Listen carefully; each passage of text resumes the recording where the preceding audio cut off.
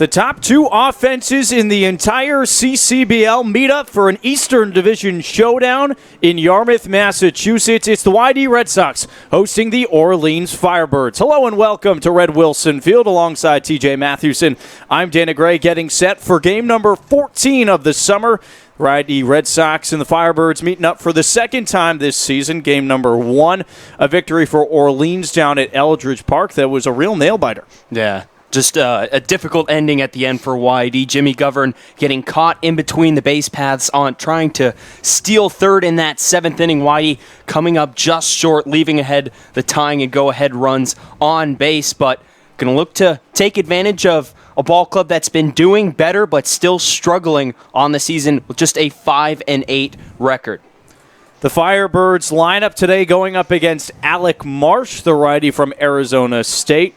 And the visitors stack up like this, leading off the left fielder, Pat DeMarco.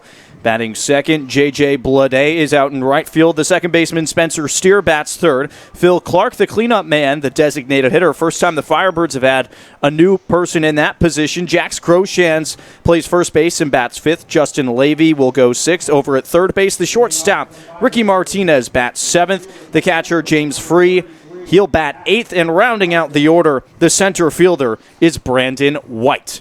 Just about ready for first pitch from Red Wilson. Thanks so much for tuning in, spending part of your Tuesday with us. A good Eastern Division matchup. Two very good offenses. Marsh readying the first offering to DeMarco on the way. A called strike on the inside corner by the home plate umpire, Tim Carey. Steve Durant's the umpire at first base, and rounding out the crew, Jeff Kinney. He's down the third baseline. Marsh from the windup, 0-1 off speed, breaks over the plate.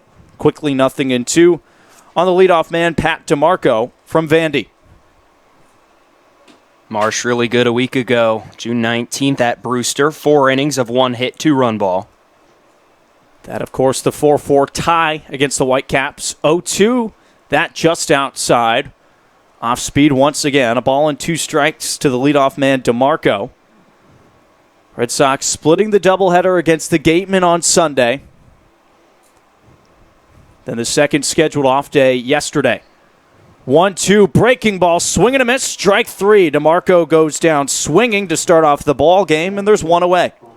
Marsh coming in 12 strikeouts and 7 1/3 innings so far this season has showed really good stuff both out of the bullpen and as a starter, and off to a great start here today. Mentioned the 4 strikeouts against the Whitecaps on the 19th. Starts off the Firebirds with 1 here. And J.J. Blade will bat from the left side with 1 away. First pitch, fastball, just a tad outside. Blade out in right field tonight for the Firebirds. Comes in boasting a 6-game hit streak. Here in the top of the first. Marsh from the windup. 1-0 on the way, cut and a miss. Good off-speed stuff early on from Alec Marsh. It's when he's at his best, when he can combine that with the located fastball. 1 away, 1-1 pitch. That catches the outside corner. Off-speed once again on Blade. All he can do is shake his head. Starts right over the heart of the plate and cuts away. But now a 1-2 count on the number 2 man for the Firebirds. Marsh winds and deals. Fastball outside. Met Dyer right in the glove. Red Sox defense today in the outfield, Cotton, Ashford, and Albert left to right. And then to the infield, Quintana, Waddell at short, Christian Koss playing second base, and Dashbach over at first. 2-2 pitch. Inside corner. Strike 3. Located perfectly. Gets DeMarco to strike out, swinging now. Blade looking, and there's 2 away. A couple off-speed pitches off the outside corner. Gets the call on one of them, just misses on the second one, and then goes right back inside with that fastball and just paints the inside corner. 2 away. Spencer Steer to plate for the first time today. Batting from the right side, the second baseman against the righty Marsh. Into the windup. First pitch, outside. Red Sox entered today third in the Eastern Division with 14 points, tied with points with Chatham, though they played a game more. 1-0 off speed, wave and a miss. Falls right out of the zone, fooled Steer to even the count up at 1-1. The Mariners leading the East with 15 points. And then Orleans in fourth with 10, a 5-8 record. Marsh, the ASU righty, deals. It's fought off foul out of play. A ball and 2 strikes. Now just one away from getting out of a very quick first inning. It looks like he has control of all of his pitches so far, off-speed pitches and fastball as well.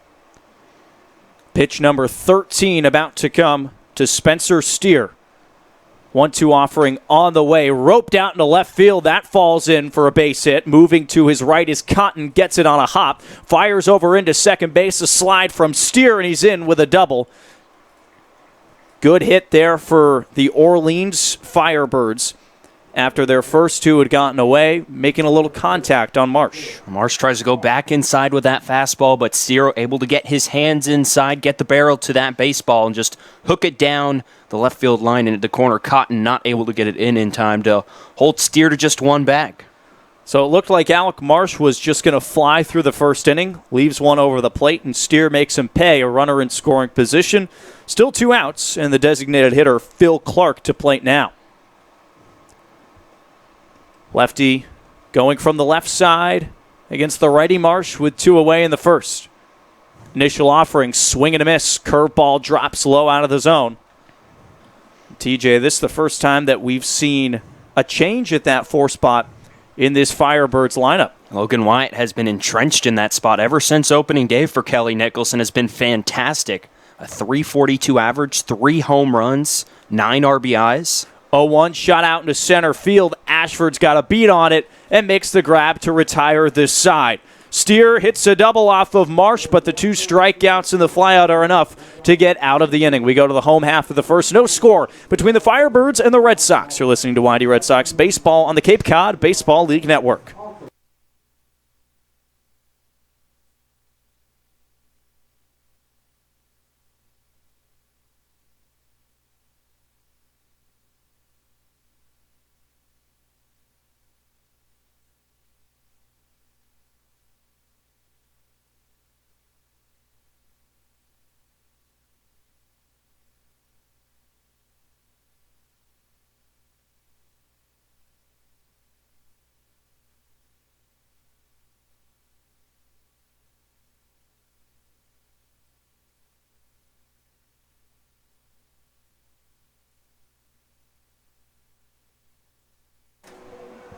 No score between the Red Sox and the Firebirds going to the bottom of the first inning at Red Wilson Field. YD getting their first look at Levi Stout, and they'll send up the order going like this, according to Scott Pickler. Leading off, the center fielder, Zach Ashford, like we've seen him all year. Noah Campbell, he bats second, the designated hitter. Batting third, the first baseman, Andrew Dashbach. He's been red hot lately. Quinn Cotton in the cleanup spot out in left field. Reese Albert hitting that big home run on Sunday. He's in the 5-hole out in right field. The second baseman, Christian Koss, bats 6. Nick Quintana in the 7-hole over at third base. Batting 8th, Matt Dyer, and doing the catching duties, Luke Waddell in the 9-hole. He's the shortstop this afternoon, and that lineup goes up against Levi Stout, the righty hurler for the Firebirds out of Lehigh. 2 games so far this summer.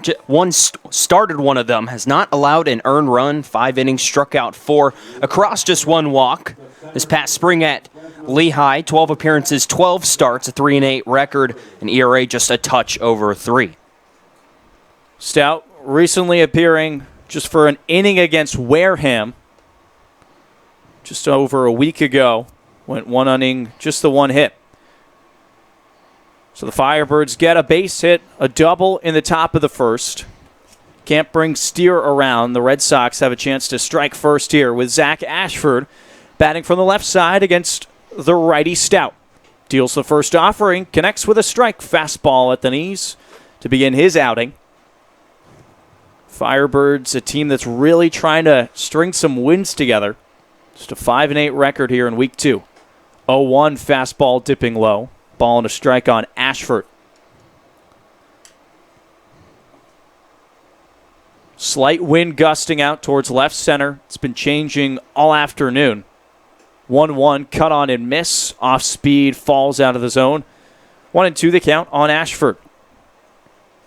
Saw a lot of home runs on Sunday between the Red Sox and the Gatemen. pair for YD, a few for the Gateman as well. 1-2 to Ashford, grounded off the mound and up the middle for a leadoff base hit.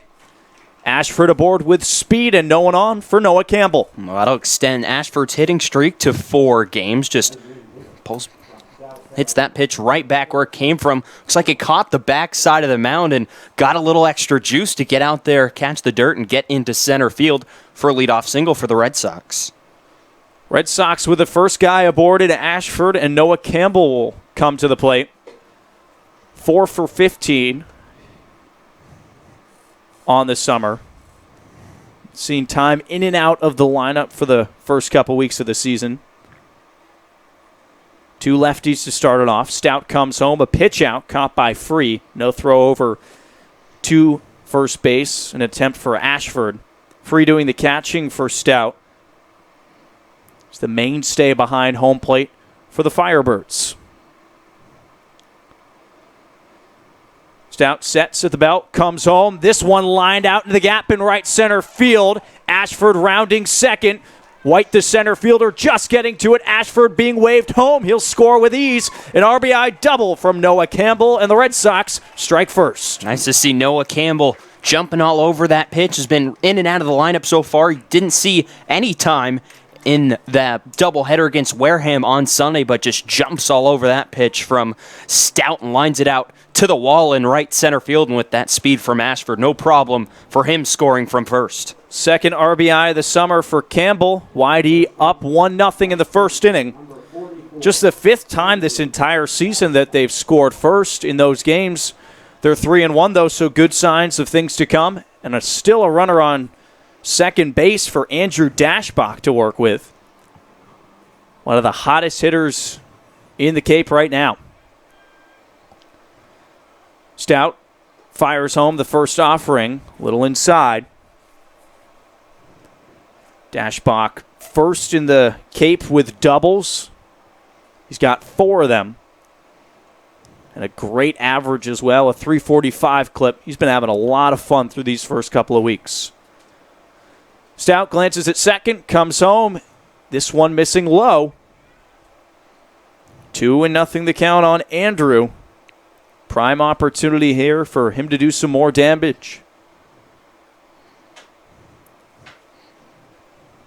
Campbell off of second. Stout looks at him. Sets. Comes home. Off speed and in tight. Andrew turning his body away from it to avoid. 3-0 the count with no outs. 1-0 lead for the Red Sox in the bottom of the first. I'm sure Andrew has a green light right here if he gets the pit. Gets a really nice fastball right down the middle. Has that kind of power. 3-0 on the way, missing outside. Ball 4. 4-pitch walk issued to Andrew Dashbach to follow up the 2 hits for the Red Sox. Turning into a pretty good first inning for YD.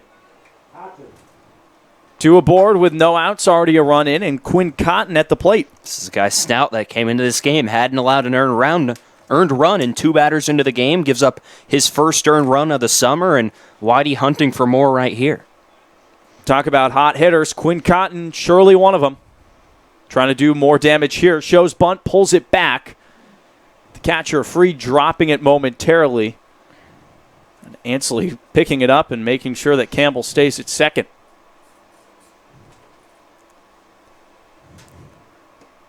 Cotton steps out of the box and looks down for the signs from the third base coach, Scott Pickler. See if the bunt comes on again. The 1-0 right down the middle. Cotton pulling back the attempt to even the count up at 1-1. Stout with 5 straight balls before that pitch right there. No surprise Quinn pulling that bat back, making him throw a strike first. Ashford singling to lead things off. The RBI double from Campbell. Then Dashbach walked.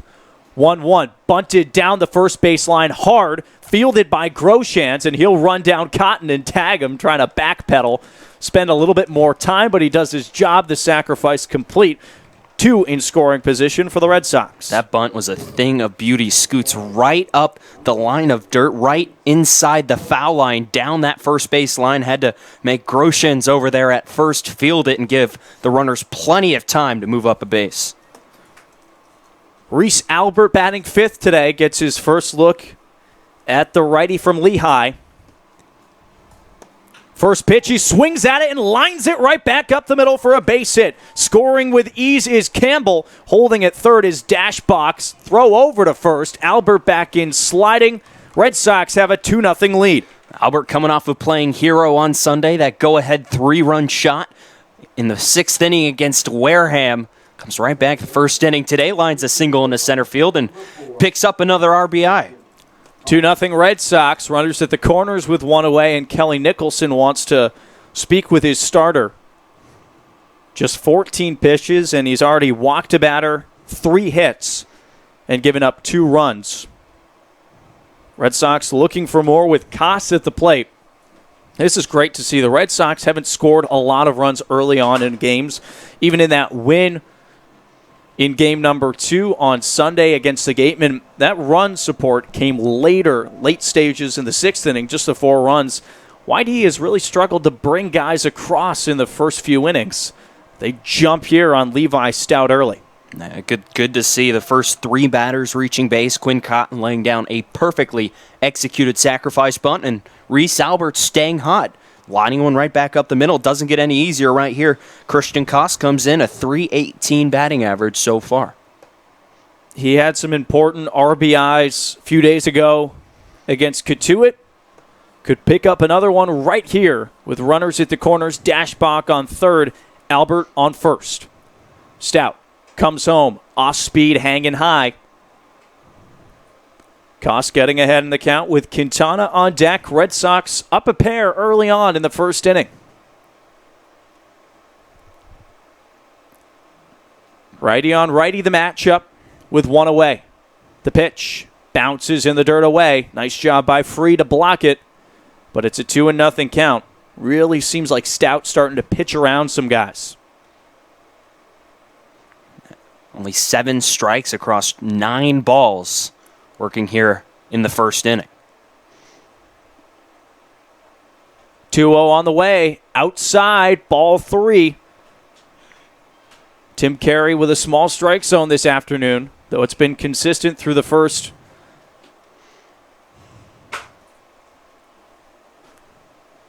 3-0 count on Koss. Runners at the corners. The pitch grounded to the shortstop. Martinez flips onto second for 1. Over to first. Not in time to get Koss. An RBI for Christian. And the Red Sox take a 3-0 lead. Not the type of contact you want to see with 3-0, but good hustle down the first base line by Koss to eliminate the double play and allow the run to still come across and score. Now with 2 outs, Nick Quintana a chance to keep the inning going. RBI number 7 on the summer for Koss puts him into a tie with Cotton for that lead for the Red Sox offense. Ashford, Campbell, and Dashbach all scoring. 3-0 lead for the Red Sox, 2 away.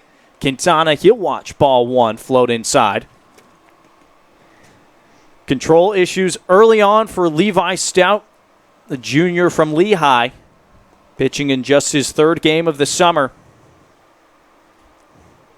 Snap throw to first. Tag applied by Groshans, but not in time, according to Steve Durantz.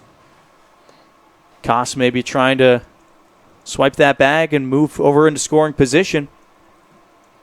Hasn't swiped a bag successfully this summer. He's been caught once. 1-0 pitch. Fastball missing just a little bit outside. 2-0 on Quintana.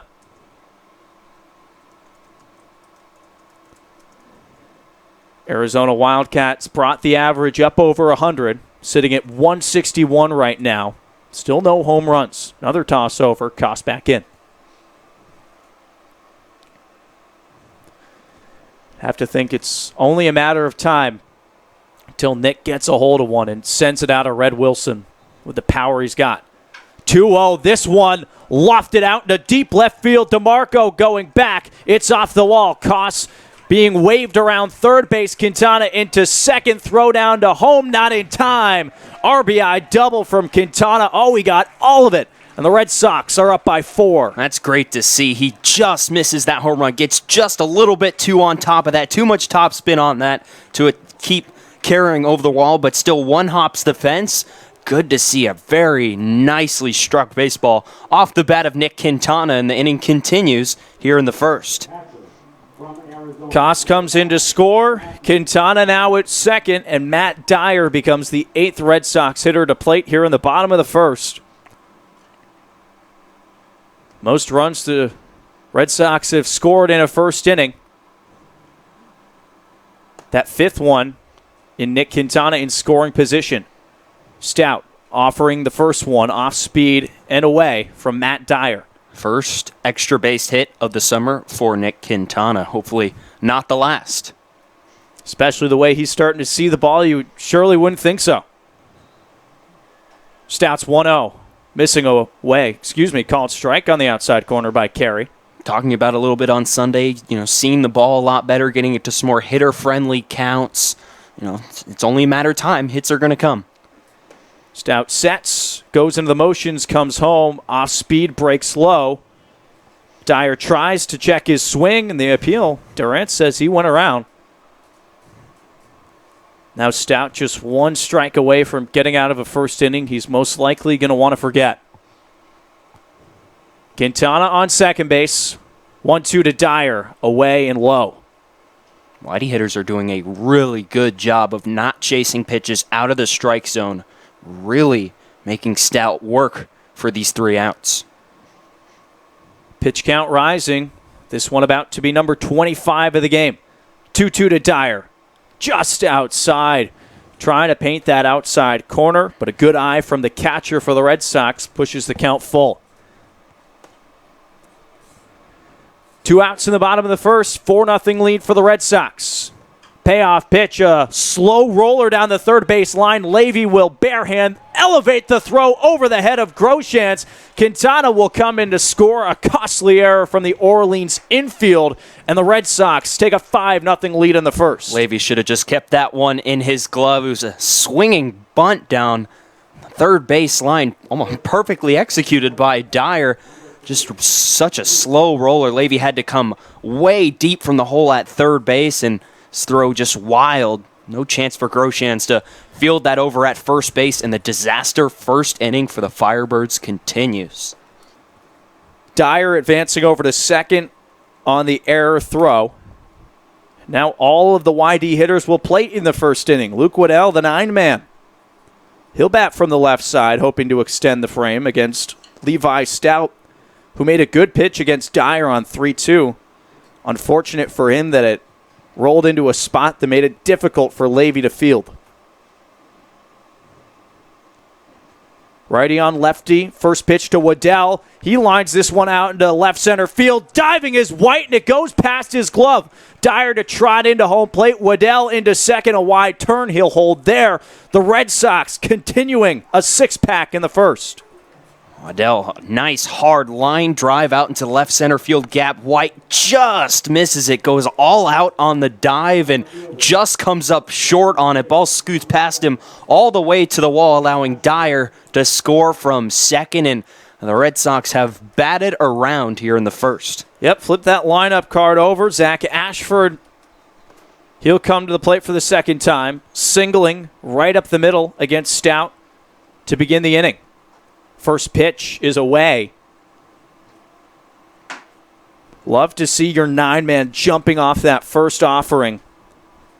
Making great contact, placed it where White just couldn't get to it in left center field.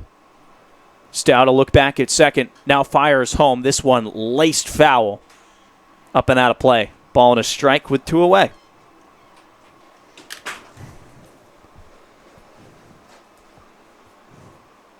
Still no action down in right field in the Firebirds bullpen. No one throwing yet in the bottom of the first. 1-1 to Ashford, swing and a miss. Curveball dropping out of the zone. Ashford comes up empty, and it's a ball and 2 strikes.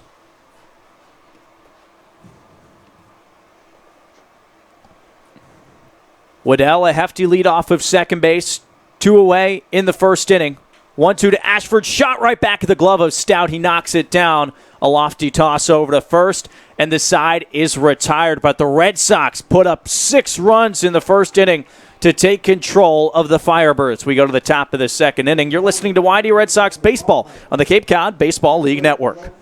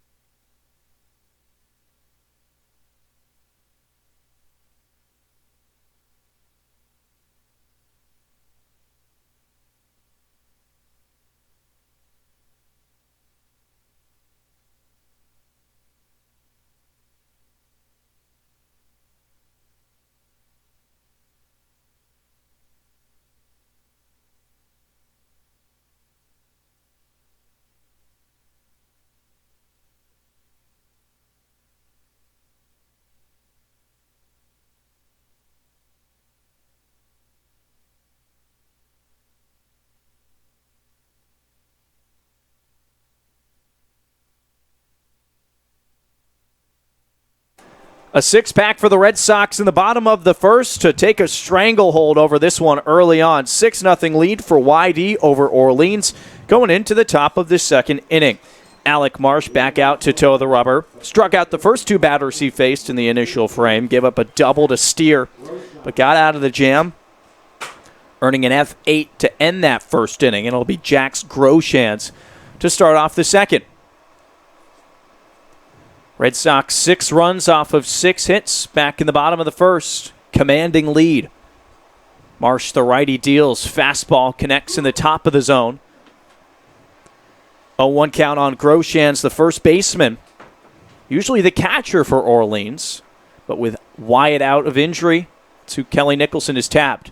0-1 pitch, just a little bit low, curling across. Ball and a strike. Marsh sitting in that dugout for a while, watching his team plant him a lead in that first inning.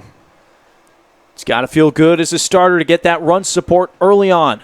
1-1 pitch is given a ride out into left field. Cotton coming in, good step, and he makes the grab for out number 1. Cotton got a good beat on that ball, coming in towards left center field. A nice easy catch right at his head for out number 1. Justin Levy, the third baseman, will bat for the first time with one away. In the top of the second, no one on base for the Firebirds. Marsh, the Arizona State product, facing Levy from Louisville. First pitch, fastball, a little bit upstairs. Red Sox infield interesting at the moment. Koss playing closer to second. Waddell over towards third in the hole. 1-0 pitch, lofted out into foul territory down the right side. Albert giving chase, and he'll have no play. Albert will field and toss to a young fan, and it goes as a foul ball. Saw Andrew Dashbach make a play on a ball similar to that, a little shallower this past weekend in the doubleheader versus Wareham. He's been phenomenal defensively early on. Marsh, the 1-1 offering. Curveball across the plate, catches the outside corner, started inside, worked its way away. It's a ball and 2 strikes on Levy.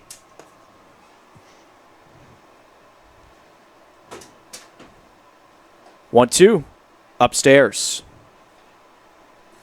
2-2 count on Justin Levy. 280 average through 25 plate appearances for Orleans. Marsh's 2-2 pitch, swing and a miss, strike 3, curveball falls out of the zone.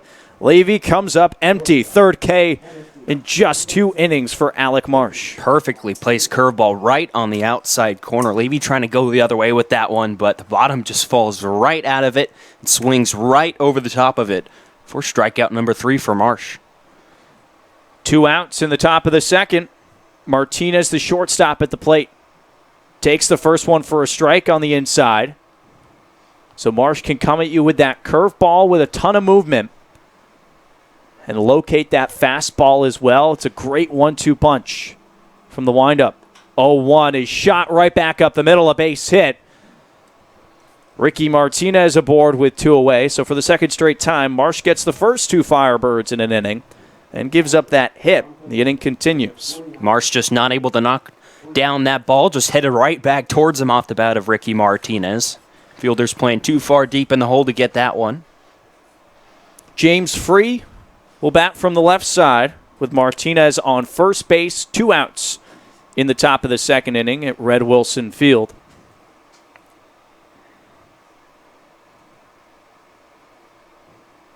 Marsh holds his head over his shoulder, now throws over. Sliding back in is Martinez. Lot of run support for the righty from Arizona State. 6 runs put up by the Red Sox in the first. Free still waiting for his first pitch. Here it comes. Dips inside. Dyer moving left to right to keep it in front of him.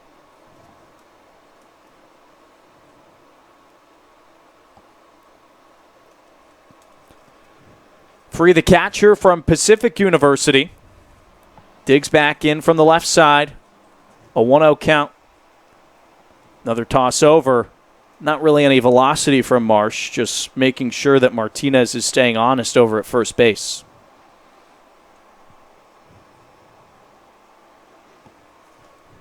Another one over. This one closer. Dashbach had the tag ready.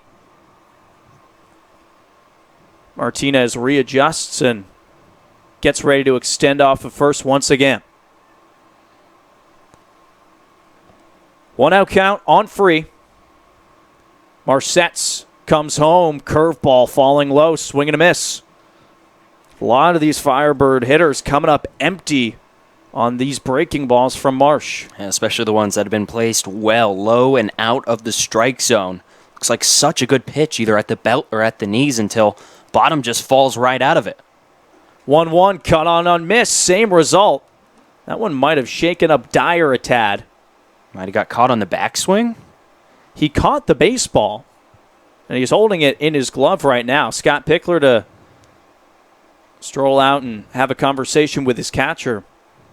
That might have been it, TJ, because he caught that one very easily. Same curveball that he'd seen the pitch before, low in the zone. Seems to be okay. Ball and 2 strikes on free as Dyer will regain his place behind home plate. 2 outs in the top of the second. 6-0 lead for the Red Sox already. Marsh trying to get out of a single he just gave up to Ricky Martinez, who stands on first base. Marsh sets to the belt, delivers a fastball buried in the dirt, throw down to first. Dashbach applying the tag, and he's called safe. Great throw from Dyer. We've seen early on, he's got a cannon. Beautifully executed. Just throw that fastball off the plate away, and Dyer a snap throw down to first. Looked like the throw was in there in time. Would have got Martinez, but Dashbach just not able to get that tag down in time. Very close to erasing a runner off the paths. 2-2 pitch to Free. A soft grounder down the first base line. Dashbach will field it, but foul. Couldn't get to it before it rolled to the right of the line.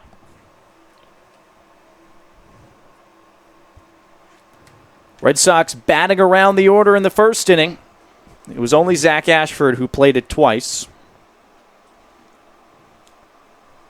Firebirds with their 8th man to plate here in the second inning. Brandon White stands on deck should he be needed with 2 outs in the top of the second. Martinez the lead off of first base. Marsh goes into the motions and the delivery. Swing and a miss. Strike 3. That curveball has been phenomenal from Alec. 4 strikeouts through 2 innings. Red Sox are rolling up 6-0 over Orleans. You're listening to YD Red Sox Baseball on the Cape Cod Baseball League Network.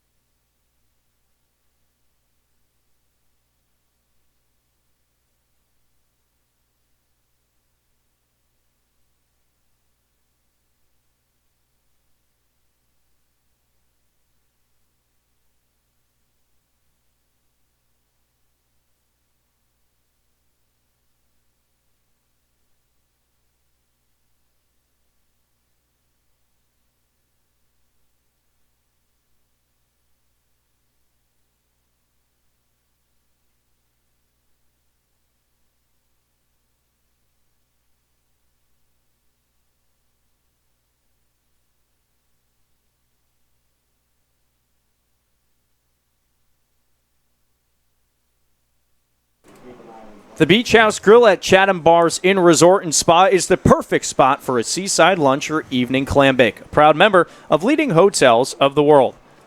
Bottom of the second inning from Red Wilson Field. Dana Gray and TJ Mathewson bringing you through this one between the Red Sox and the Firebirds. 6 runs put up by the home squad in the bottom of the first inning off of 6 hits. They batted around the order. 6 different Red Sox scoring, a host of RBIs, and a fantastic offensive showing against Levi Stout, who makes way now for a new Firebirds pitcher. Didn't last long, just those 1 innings pitched and gave up a lot of runs. Anthony DiMeglio will come in relief. Righty standing at 6'2", 220 on the bump from Fordham. Yeah, a 5.06 ERA on the season in 3 games so far. 5 1/3 innings pitched, struck out 2 and walked 2. He'll face the 2-man Noah Campbell, who will bat for the second time in as many innings. An RBI double back in the first, that off of Stout. DiMeglio, the righty with the leg kick, fires home the first pitch. It gets away from the catcher free. Fastball 1-0 on Campbell. Made great contact on that double back in the first inning that scored Ashford. First of 6. Righties 1-0, bounding ground ball over towards first. And Jaffe, the Red Sox first base coach, tries to make a play on it. Smile on his face. He's surely getting some smack from the dugout, it looks like. 1-0 to Campbell. This one lofted out into right field and dunks in for a base hit. Noah Campbell, 2 for 2 in the bottom of the second. Red Sox have the leadoff man aboard for the second inning. Nice to see Campbell starting to really get comfortable swinging that wood bat up here on the Cape. Checks in with his second hit in as many innings, both on the barrel. Very hard hit. First baseman from Stanford, number 44, Andrew. Dashbach will come to the plate. Walking back in the first inning, came all the way around to score. That fielder's choice from Christian Kass. Campbell off of first. First pitch, swinging, and lines it into foul territory down the left side. Andrew just out in front of that one, but great contact. DiMeglio this past spring at Fordham. 17 appearances, 11 starts, an ERA at 3.4 and 82 innings pitched. Dashbach in the top 10 of batting average across the Cape. 0-1 off speed, hangs high. He's batting .345 and was also one of the later arrivals, or middle arrivals, I guess we'll call it, as there still are a few more Red Sox players that will be making their way down to Yarmouth in the coming days. 1-1 to Dashbach off speed. He sits on it, but bounds it foul down the left side. Ball and 2 strikes. Lot of wind blowing out towards left center field. Red Sox score 6 runs in the first inning. None off home runs, though. But with the way it's gusting this afternoon, you'd think at least one would have a chance. 1-2 from DiMeglio. Another ground ball foul on the left.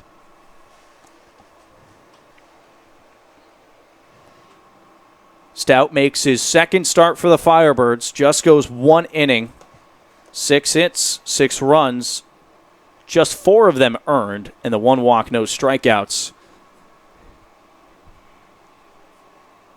He's been relieved by Anthony DiMeglio. 1-2, fastball in tight. Dashbach holds his ground, and the count moves to 2 balls and 2 strikes. Mentioned that home run total for YD, just sitting at 5 here, about just entering the 3rd week of the season. Expect that to pick up a little more once your power bats like Quintana, Dashbach get a few more.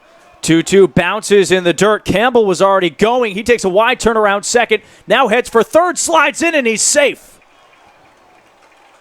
Heads up base running from Noah Campbell. He was already going on the pitch. He would have stolen second easily. Then decides to move over to third as it got away from free, and he was just caught sleeping behind home. What was it? I thought it was a little aggressive there from Campbell. Caught about halfway between second and third base, but decides to go all out for third, and the aggressive read pays off for him.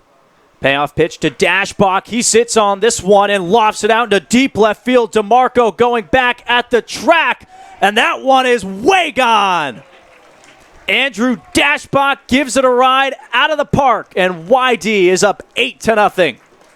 Dashbach just hits it right up into that wind stream gusting out towards left center field. Looked like that might have had warning track without the wind, but that extra gust just kept pushing it out beyond that left center field fence, out by quite a bit. Looked like it banged out off a tree out beyond that left center field wall, and YD is putting on a hitting clinic so far here today. Well, 8 seems great to the tons of fans that have made it to Red Wilson. Whitey out in front. Cotton swinging through the first offering from DeMeglio. Gives up a single to Campbell, then the 2-run moonshot to Andrew Dashbach, his second of the summer. 0-1 to Cotton. This one roped out in the gap in right center field. A dive from Blade, and it gets past him. Cotton on his horse into second base. He'll stay there. Red Sox, a hit parade early on against the Firebirds. I mean, they're just seeing the ball incredibly well. Good swings on balls in the strike zone. Cotton just showing off right there, off into the right center field gap with that ball. Blade, for the second time, we've seen a Orleans outfielder go all out for a ball and come up just short. Scoots past him all the way to the wall and allows Cotton to get all the way to second. 8 runs, 9 hits for the Red Sox. And the Orleans Firebirds, they've only recorded 3 outs in this ballgame. Still no away.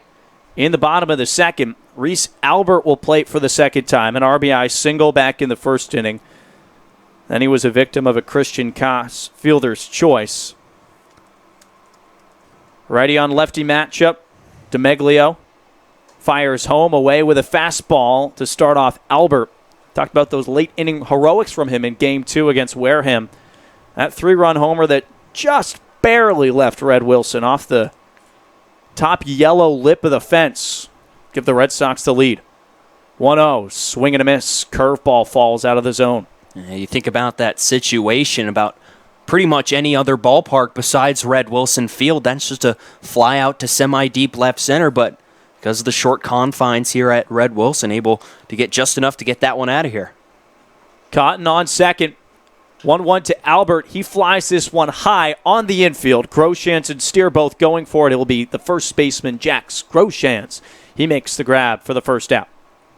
Second baseman from UC Irvine, number 4. Cotton holds it second on the infield pop-out. And Koss will bat with 1 away in the second inning. Picked up an RBI back in the first. Reached on the fielder's choice and came all the way around to score. Now hoping to knock in Quinn Cotton with great speed off of second. DeMeglio, the righty, gets the signs and comes home. Breaking ball fought off by Christian. 0-1 with 1 out.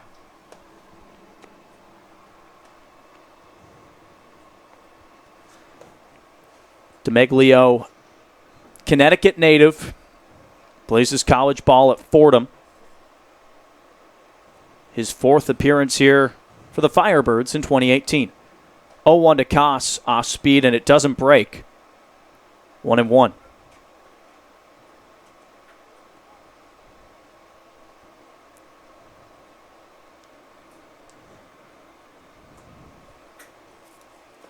One pitch to Koss. He grounds it to the shortstop Martinez. He's up with it, flips over to first in time to get Koss. Cotton advances to third, but there's 2 away.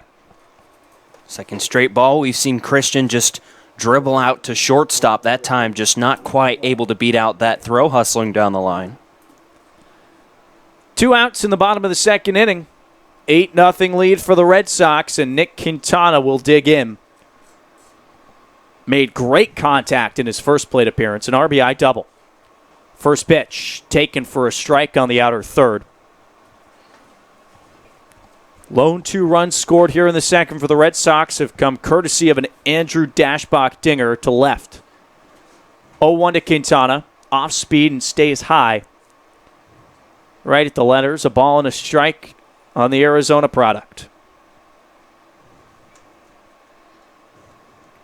Nick struggled with the strikeouts early on in the season. Seems to be turning it around. 1-1 from DeMeglio. Falls in off speed for a strike, 1-2. Nice to see him finally getting some more barrels on the baseballs that he's getting to see. As mentioned, working a lot better counts. It's only time before those home runs come. Cotton dancing down the third baseline. 1-2 to Quintana way upstairs. Moves his helmet away from that one. 2-2 on Nick with 2 outs in the bottom of the second inning. 8-0 lead for the Red Sox here at Red Wilson. 2-2 to Quintana. Drops low in the dirt. Great eye. And that's a pitch that maybe he was swinging at in those first 7 or 8 games or so. Nice job to lay off it here. Same with that pitch before, that fastball high and out of the strike zone. When you're struggling, you're trying to get on that ball, and you got to chase a little bit more. Payoff pitch to Quintana, hit hard but foul down the third base line. Cotton had to jump to get out of the way of that. And working back again from being behind in the count, now working the count full. And we have yet to see a Red Sox batter really struggling see the ball so far today. Payoff pitch from DeMeglio. Fought off foul behind home plate. Good battle here from Quintana to extend the inning at least momentarily. Dyer on deck. Should Quintana reach? 9 YD hits through an inning and 2/3. Impressive stuff, and they've played at 8 so far. Payoff pitch from DeMeglio. This one lined past the glove of Martinez into the gap in left center. An RBI for Nick Quintana, trying to take it into 2, and he surely does. 2 doubles for Nick Quintana, 2 RBIs, and the Red Sox have played at 9. After entering the game, no extra base hits on the summer. Quintana now 2 for 2, 2 doubles, both into left field. Great to see from Quintana, working back, being behind in the count 1 and 2, working the count full, and then lining that full count offering into the left center field gap for another double. Seems like any hard contact for the Red Sox is falling in. Matt Dyer now with 2 outs. DeMeglio offers a fastball high. 1-0 on Dyer, who's 1 for 1. Singling in the first. Came around to score as well. Now hoping to bring in Quintana, who's off of second. DeMeglio sets to the belt. Comes home, breaking ball that dunks into the zone for a strike, 1-1.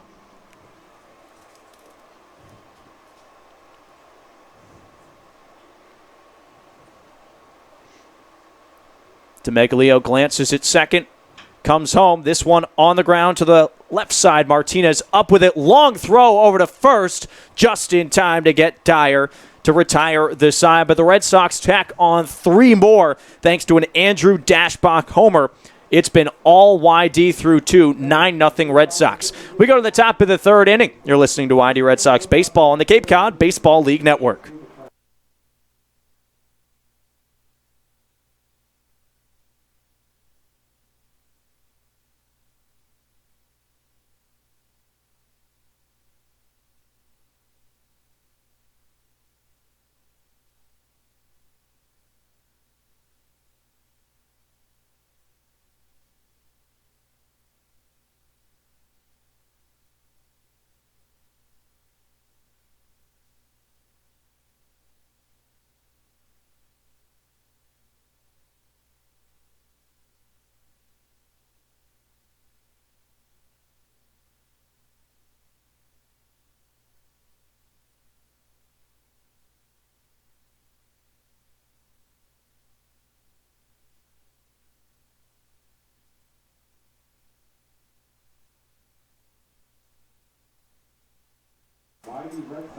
Curry College offers 14 NCAA Division III athletic teams in sports such as football, baseball, softball, basketball, hockey, soccer, lacrosse, tennis, cross country, and volleyball. Read about the success of the Curry Colonials and their championship teams. It's all online at www.curry.edu. Through 2 full innings from Red Wilson Field, the Red Sox all over the Firebirds, 9-0.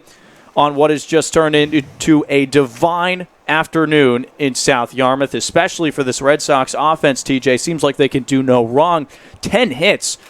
Almost everyone has played it twice at this point. Just Luke Waddell, the only guy with 1 plate appearance, but it just seems like they're seeing the ball incredibly. Yeah, 10 hits through 2 frames, almost 2 full times through the order. No one has struck out. Everyone seems like they're only swinging at pitches in the strike zone, and when they are absolutely crushing the baseballs. And everything is dropping. Only Firebird who hasn't played it yet is Brandon White. He's here now against Mars. Swings at the first pitch and bounces it over to Casa at second, and he funks it off his hand. He'll go and regain an E4 to start off the inning for the Firebirds, trailing by 9. White hit that right off the end of the bat, had some funky spin on it. Hits the dirt. Koss has it right in his glove. Looks like it just pops out with that weird spin. We'll lead off runner on for the Firebirds here in the 3rd. Pat DeMarco will bat for the second time, 0 for 1. One of the 4 strikeout victims of Marsh. Here's the first pitch. Grounded over Quintana. He dives and it gets past him. Cotton will field it in left field. Back-to-back base runners for the Firebirds. A little bit of offense here in the top of the third. DeMarco didn't even hit that all that hard, just able to get it enough to get past Quintana. And then Waddell, too much ground to cover over in the hole at shortstop as that one just scoots out into left field. Firebirds with 3 hits, still no runs in the top of the third, no outs. J.J. Blade going from the left side against the righty Marsh. Waddell, the shortstop, playing right behind second. First pitch, fastball off the plate, away from Blade. Struck out looking his first time up.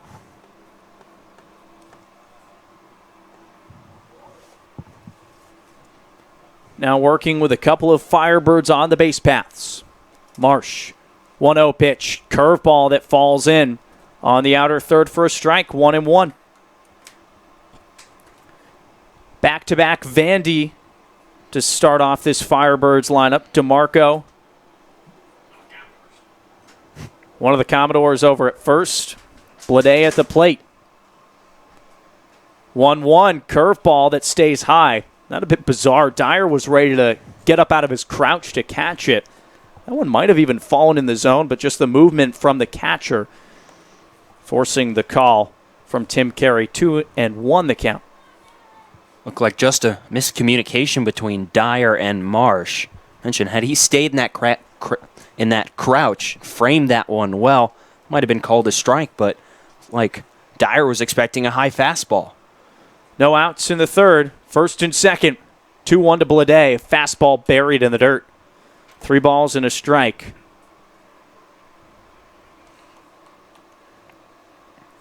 Blade has been a monster at the plate. 480 average coming into today and a 6-game hit streak. 1 homer and 4 RBIs. Marsh sets to the belt. Delivers home. Fastball off the plate. Ball 4. First walk issued of the ball game for Alec Marsh, and the bases are loaded with no outs for Spencer Steer. First real momentum for Orleans in this one. Whitey jumping out for 9 runs in the first 2 innings, but now for the Firebirds, bases loaded, nobody out, and the heart of your order due up. Spencer Steer made the best contact from the Orleans lineup so far. A big double back in the first, but was stranded. Now the base is loaded with no outs in the third. Marsh into the motions, comes home, curveball connects for a strike. It's got to be awesome to know that you have that pitch in your back pocket. You can throw it pretty much any time of the count. Here he decides to start Steer off with it. He's feeling that's the way Marsh has pitched through the first 2 frames. He's going to feel like that for all of his pitches so far. Righty deals, 0-1, grounded foul. Down the left side, Marsh up quickly here, 0-2 on Spencer Steer. Goes right back to that curveball, and Steer, like that was out of the zone, chases it, dribbles it just foul.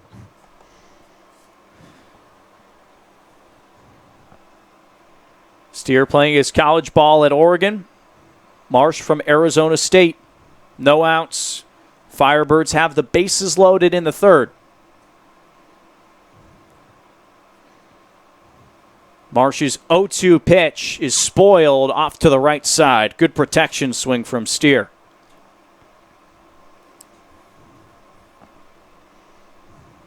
Dyer up into the mound to have a conversation with Marsh. This is a big at-bat here for Steer. If he can somehow strike him out, opens up the opportunity for an inning-ending double play without any damage. Yeah, and Whitey with the 9-run lead, just playing back on the infield, just trying to get a double player. In fact, just get an out. It's the luxury of having a 9-run advantage.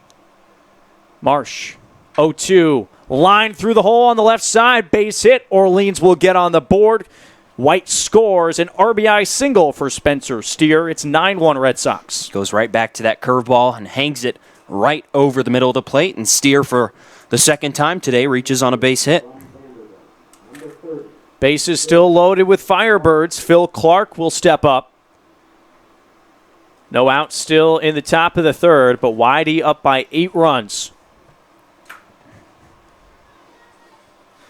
Clark, another Vandy boy in this Firebirds lineup, batting in the 4 spot this afternoon, the designated hitter. First pitch, fastball tails inside. White advancing on the E4 to begin this inning. Single from DeMarco, a walk from Blade, and then Steer's RBI single. Has plated 1 and pushed the bases juiced. 1-0 to Clark. That trails outside. 2-0. Marsh running into some trouble here in the third. Yeah, you got to think maybe all that time sitting in the dugout, watch your team get on the board, you just lose that momentum and that feel on the mound.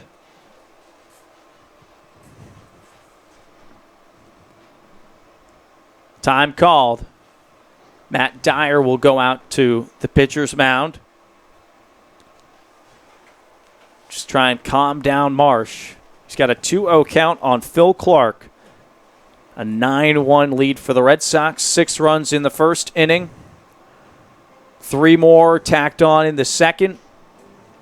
Jumped all over the Orleans starter, Levi Stout. And then Anthony DeMeglia comes in the second, gives up 3. Most notably, that 2-run homer to Andrew Dashbach. Yeah, and that message on the mound to Marsh just has to be throw strikes. We got now an 8-run cushion. Just give up a couple more runs, but get out of this inning and take that momentum away from Orleans. Can't have them thinking with this such the advantage that Whitey has that they got this momentum on their side. DeMarco on third, Blade on second, Steer off of first, Phil Clark at the plate. 2-0 from Marsh. That goes off the bat of Clark inside. Just a foul ball. That's an inch or 2 above. That could have been a hit by pitch and an easy run for the Firebirds.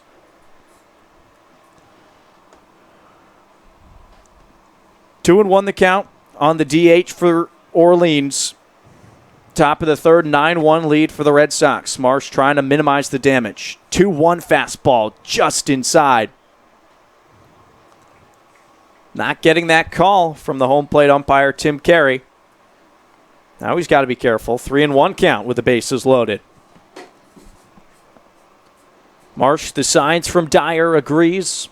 Looks at second and goes into the motions. 3-1. That paints the inside corner. Called strike, and the count is pushed full.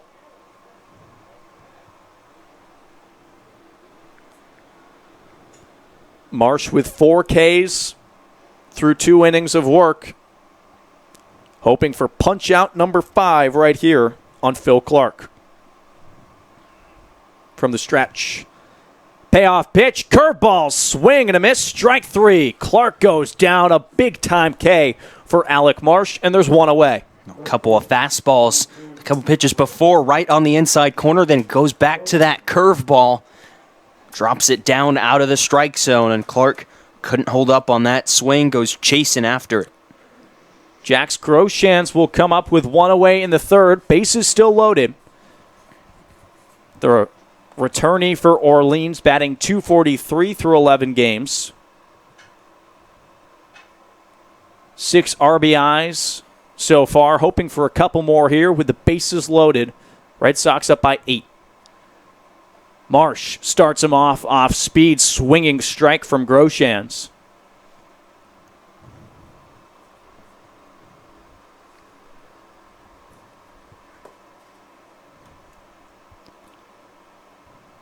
Firebirds at every station in the top of the third. 9-1 lead for the Red Sox with 1 away. And Groshans at the plate. Here's the 0-1. Cut on and miss, strike 2. Great cut action there. Marsh has put Groshans in a hole.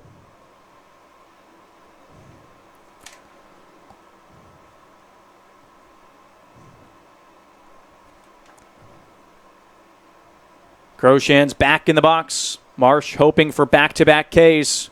0-2, fastball away. Great job from Dyer to backhand that one in the opposite box. Probably saves a run. The count moves to 1-2. Now, these two squads, the top two offenses across the league. Red Sox number 1, Firebirds number 2, and YD showing why with those first couple of innings.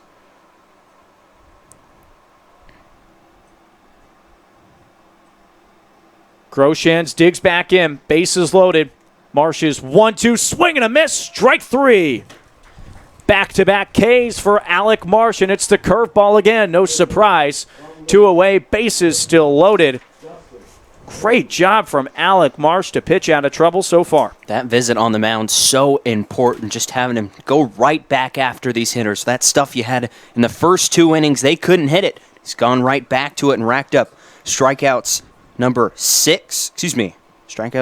5 and 6. Justin Levy at the plate with 2 outs. First pitch, low in the dirt. Third baseman for the Firebirds tonight struck out swinging back in the second inning. It was off that sinking curveball once again. It's been that go-to pitch for Marsh. Red Sox up by 8 in the top of the third. 1-0 pitch to Levy is drubbed out into left field. Cotton going back to the wall, and it's off the fence. Cotton fields 1-run score, 2 now in. A 2-run RBI double for Justin Levy to cut into the Red Sox lead. It's now 9-3 YD. Just left that pitch elevated at the top of the strike zone, and Levy was about 2 or 3 feet from watching that one sail over the fence for a grand slam and making this one a whole lot more interesting. Nonetheless, a 2 RBI double, and Orleans doing a good job of cutting into this Red Sox lead. Red Sox 9, Orleans 3 in the top of the third. 2 outs and still 2 runners in scoring position. Ricky Martinez. He'll go from the right side 1-for-1 with a single in the second. Marsh sets, delivers home, fastball right down the middle. Marsh struck out Clark and Groshans to pick outs 1 and 2. Couldn't get past Levy though. Took him very close to a grand slam. Marsh steps off.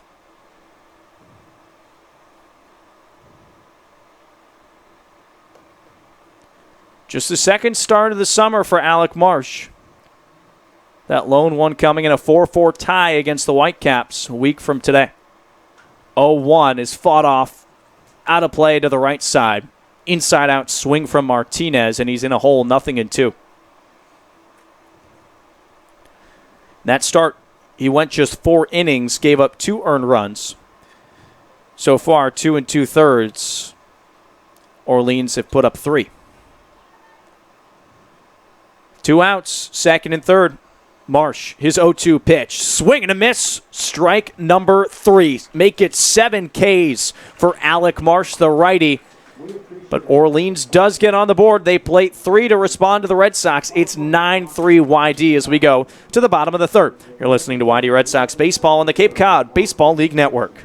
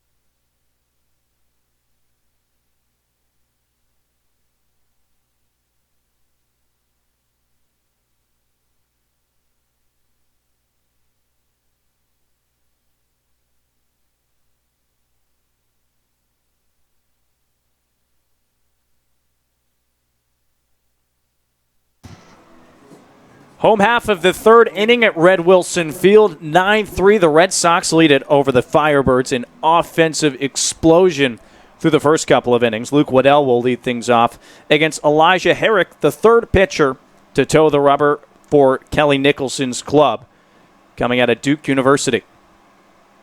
3 games so far this summer, 0-1 record, ERA up over 20.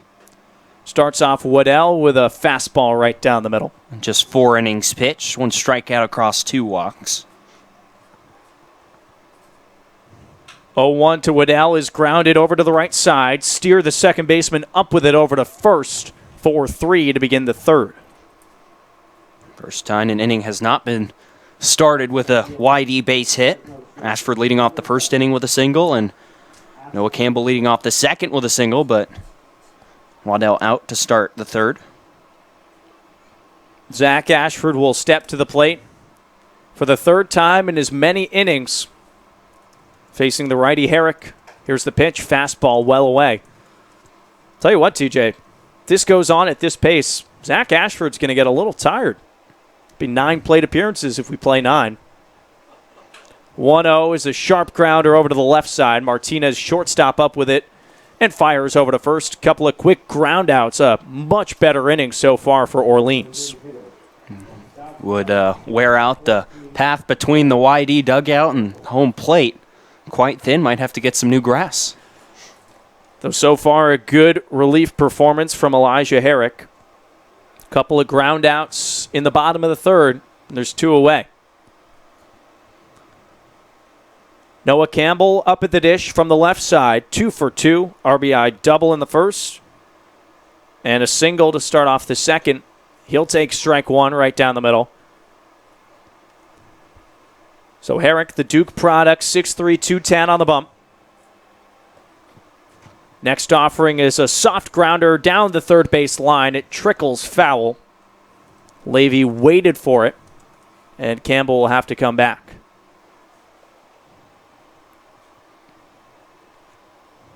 Two outs, an 0-2 count on Noah Campbell.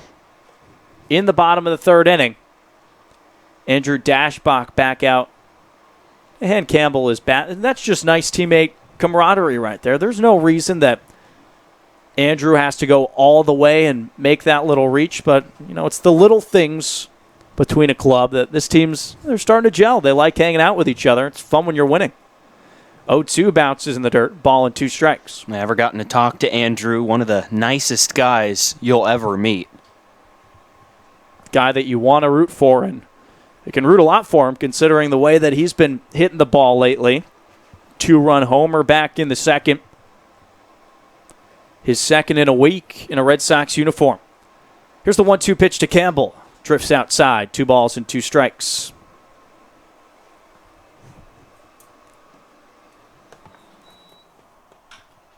Next pitch, Campbell grounds it over to first. Groshans will race Campbell to the plate, and he won't win.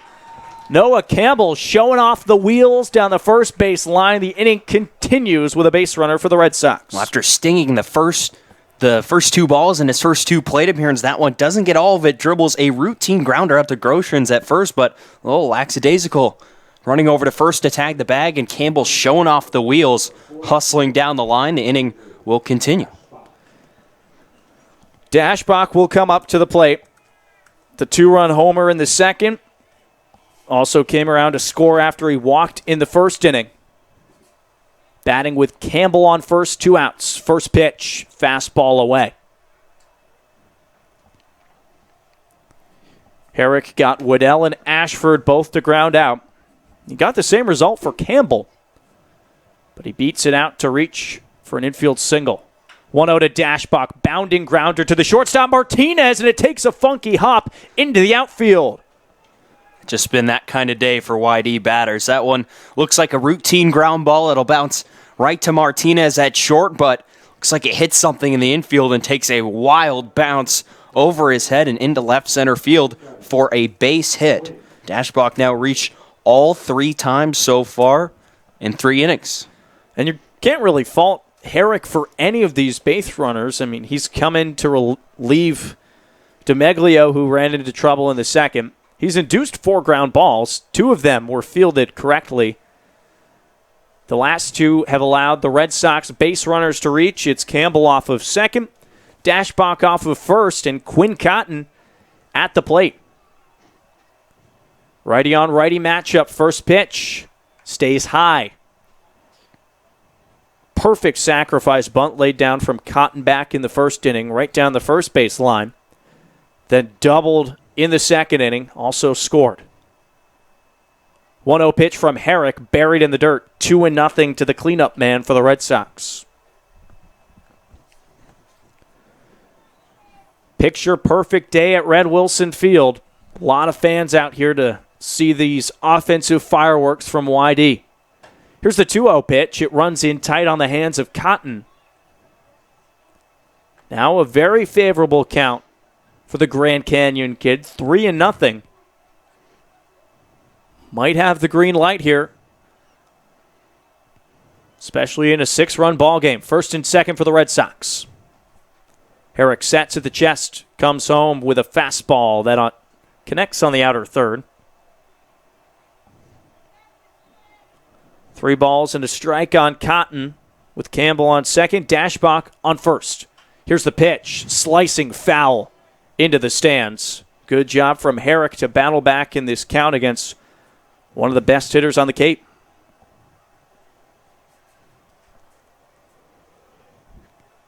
Cotton entered today a .349 clip. That's top 10 across the league. Payoff pitch right down the middle. Strike 3. Cotton keeps the bat on his shoulders, and YD strands a pair. We go to the top of the 4th inning, 9-3 Red Sox. You're listening to YD Baseball on the Cape Cod Baseball League Network.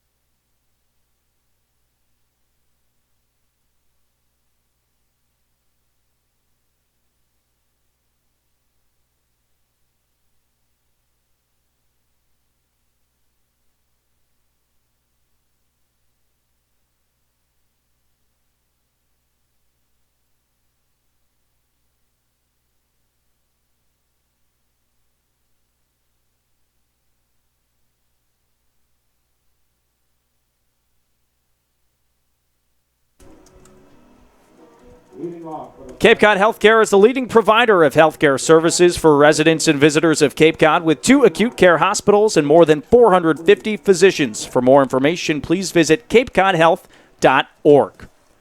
Through 3 full innings at Red Wilson Field, Red Sox with a 9-3 lead over the Firebirds. Marsh facing off against Free to begin the top of the 4th. Misses low with the ball. And TJ, been a lot of fun here. 9 runs through those first 2 innings for the Red Sox. Even stranded a couple in the 3rd. It's been base runners aplenty for YD. Marsh is 1-0, wave and a miss from Free, and it's 1-1. It's not even getting to talk about this guy on the mound right now, Alec Marsh. Allowed a few runs back in that top half of the 3rd inning, all of them unearned, 7 strikeouts through 3 frames so far. Picked up 3 alone in the 3rd. 1-1 to Free. Sliced foul towards the left side. A ball and 2 strikes on the leadoff man in the 4th for Orleans. Had that ball not popped out of Acosta's glove to lead off that top half of the 3rd inning, and none of those runs might have come across for Marsh, and this line would look fantastic. Into the motions. 1-2 pitch. Lofted foul. Count stays at 1-2. Yeah, an error apiece for both sides. One for the Red Sox charge to Christian Koss. And then Justin Levy, a throwing error. That came back in the 1st inning. Marsh from the windup. 1-2 pitch. Just outside. A little bit of bite at the end that might have pushed it off the plate. 2 balls and 2 strikes on James Free. With the bases empty in the top of the 4th, no outs. Marsh pitching into the 4th. Into the motions. 2-2. Curveball drops in. Make it 8 strikeouts for the righty. He's dealing, and there's one away. Just paints that fastball right on the outside corner. We've seen him do that a couple of times already. Goes right back to it. A little two-seam action on that one. James Free just cannot pull the trigger. Brandon White, the right-handed hitter, will dig in with one away in the 4th. Inside-out stance. Marsh from the windup. First pitch, fastball runs in tight. White backs out of the way. And he's the guy that hit that ground ball to Koss at second base that started that big 3rd inning for Orleans, the E4. 1-0, fastball upstairs, 2-0.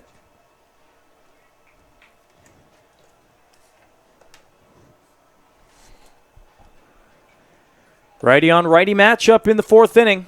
6-run lead for the Red Sox in front of Orleans. Here's the 2-0 pitch from Marsh. This a called strike on the outside corner.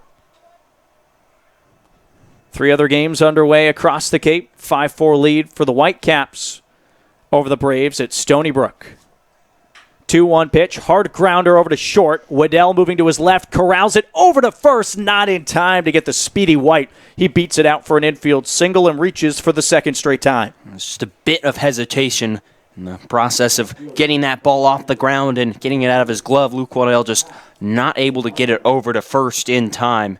A one-out base runner for the Firebirds. 1 on, 1 out. Top of the order coming up, Pat DeMarco. 1 for 2 today. Strikeout victim, the first to start off the game. And then singled and scored the 2nd Orleans run in the 3rd. First pitch from Marsh.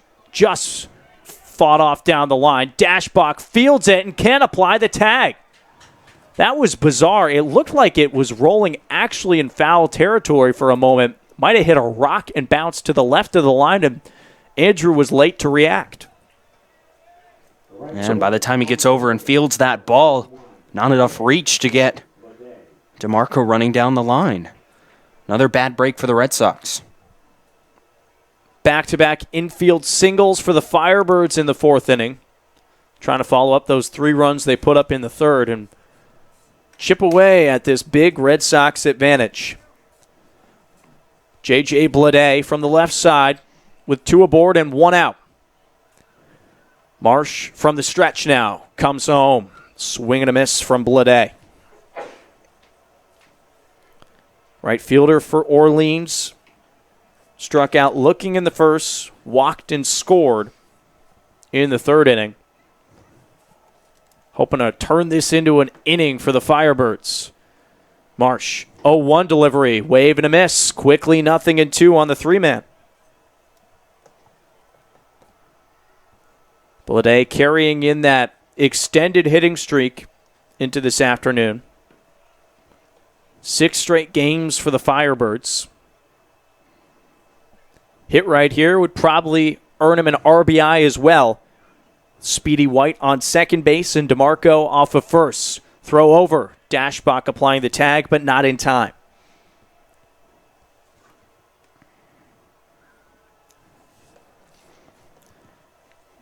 Marsh in his 2nd start, pitching into the 4th inning.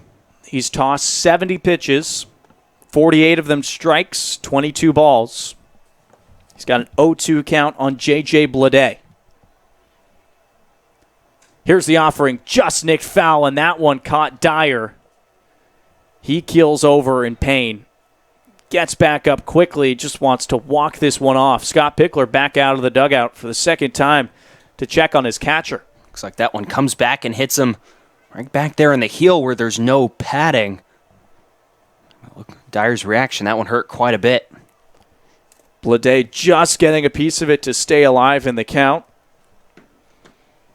Dyer taking an extended walk, stretching things out behind home plate. Thought he might have been clipped with a bat back in the 2nd inning. Now takes a foul ball. It's just life of a catcher right there. Surely is. We've seen a couple of injuries, some more serious than others at Red Wilson. Just on Sunday in Game 1 of the doubleheader. Home plate umpire was taken by a foul ball. He had to go and actually leave the game. We worked the rest of the doubleheader with a two-man crew. Dyer up and talking with Marsh now. That's a great sign. See him moving around and standing up straight.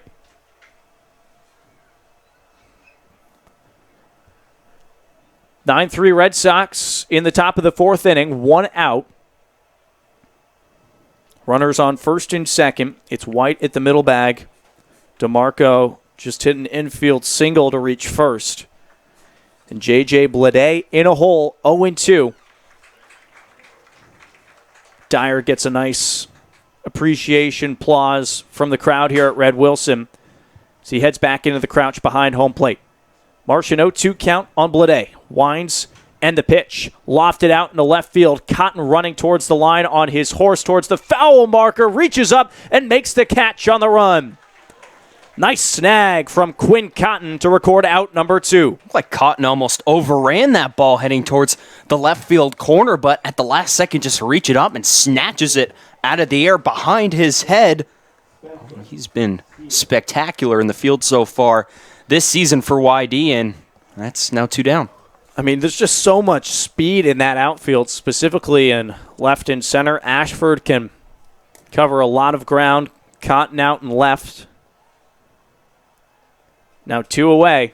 First and second, Spencer Steer will dig in. Facing the righty Marsh. Sets at the belt. Delivers home.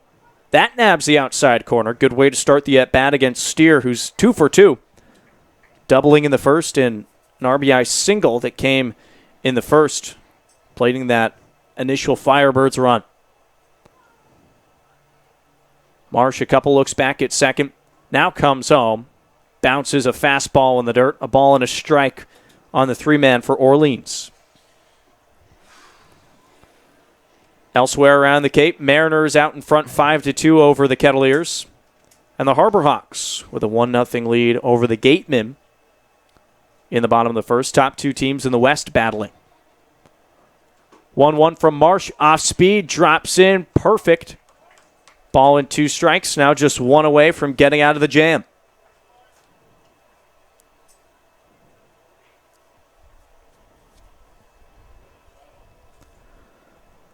Marsh, a long look in at Dyer. Now readies. 1-2 pitch. Bounces in the dirt. Dyer up with it quickly. Scampering back to second goes White.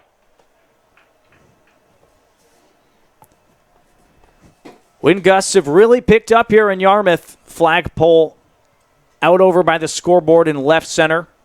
It's been whistling around all afternoon. Some sharp gusts that already carried an Andrew Dashbach homer out over the left field fence.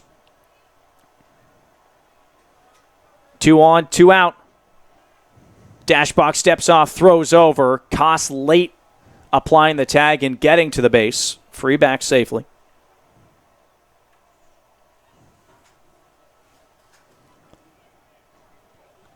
2-2 count on Spencer Steer. 2 hits already off for Marsh with 2 on. 2-2 pitch is lofted high out into shallow left field, but Cotton, he ranges under it and makes the catch for out number 3. The Firebirds, they strand a pair in the 4th inning. They still trail by 6. It's 9-3 Red Sox as we go to the bottom of the 4th inning. You're listening to YD Baseball on the Cape Cod Baseball League Network.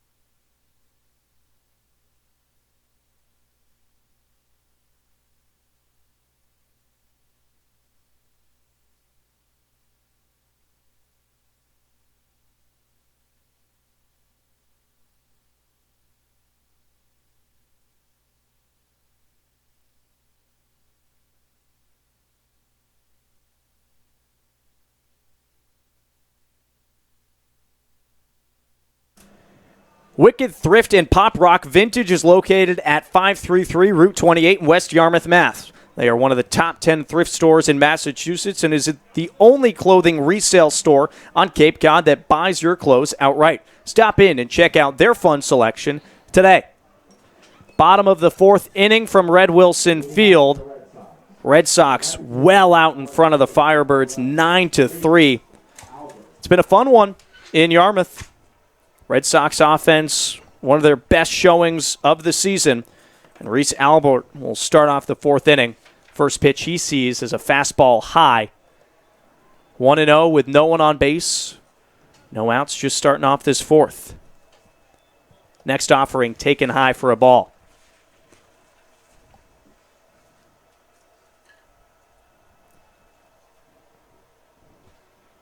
Herrick's next offering, swinging strike.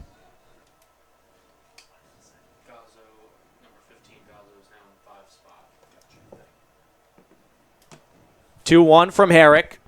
That just a little bit low, maybe outside.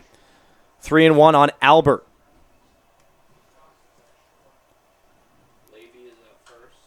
3-1 is spiked foul. Salgazzo entered into the ball game. He's over at third base. Levy moves over to first. Here's the payoff pitch to Albert. Is grounded over to the third baseman. Gazzo fields it, fires a strike across to get the first out of the inning.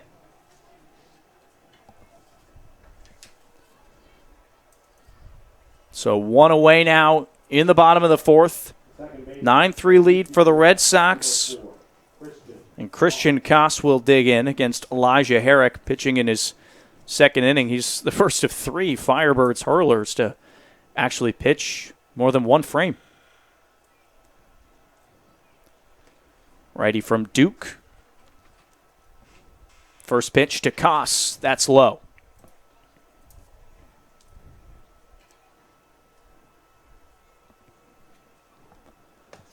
Into the motions, the righty goes, fires home. This one fouled off by the bat of Koss. Was just trying to get out of the way. And it goes into a ball and a strike.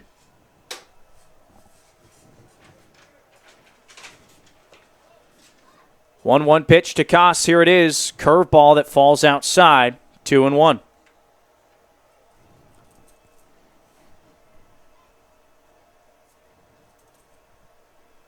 Two-one pitch. That one low.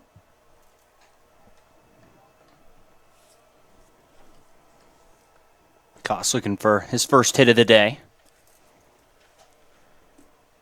Herrick, 3-1. That runs inside. Ball 4. Just the second walk issued by the Firebirds pitching staff. They give up the fewest across the Cape. One of the better pitching staffs in the league. Just 34 walks entering today. That's the fewest, but he gives one up here to Christian Koss, and Nick Quintana will dig in. Quintana 2 doubles. His first 2 of the summer. His first 2 at-bats today. First pitch. That one missing for a ball. Yeah, Quintana making some great contact.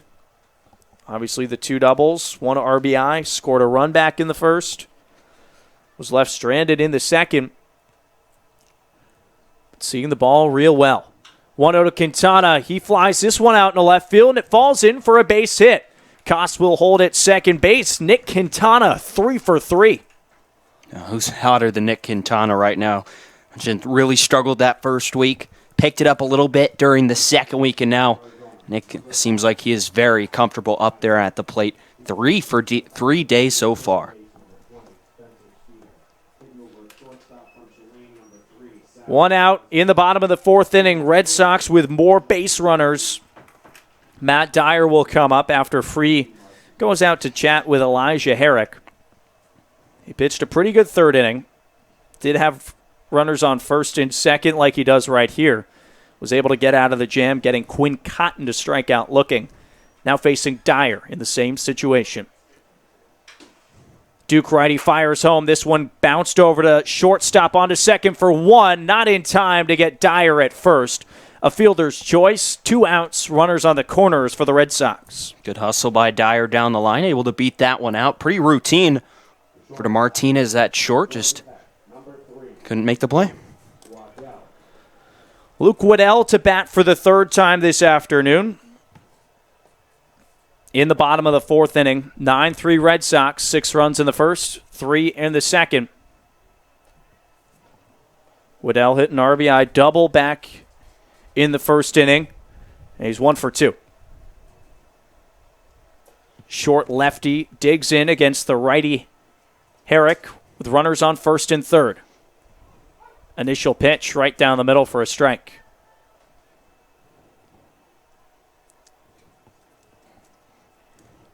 Fourth game of pitching for Elijah Herrick here against the Red Sox. The 0-1, that outside. Ball and a strike on the shortstop for YD. It's Koss on third base and Dyer on first. Trying to tack on a couple more here in the middle innings. 1-1 from Herrick, off speed and trickles outside. 2 balls and a strike. Alec Marsh has been phenomenal for the Red Sox. 8 strikeouts, only 3 runs. 2-1, stays upstairs with a fastball. 3-1 the count on Waddell. 1 pitch away from pushing him loaded for the top of the order, and Zach Ashford, who stands on deck. Koss on third, Dyer on first. 3-1, swing and a miss. Waddell fishing for a pitch that probably was ball 4. Yeah, just not able to get the bat head out there on that fastball. Well outside, off the outside edge. 3-2 count. 2 outs in the bottom of the fourth. Payoff pitch. Fought off upstairs. Good job from Waddell to attack that fastball and stay alive in this count.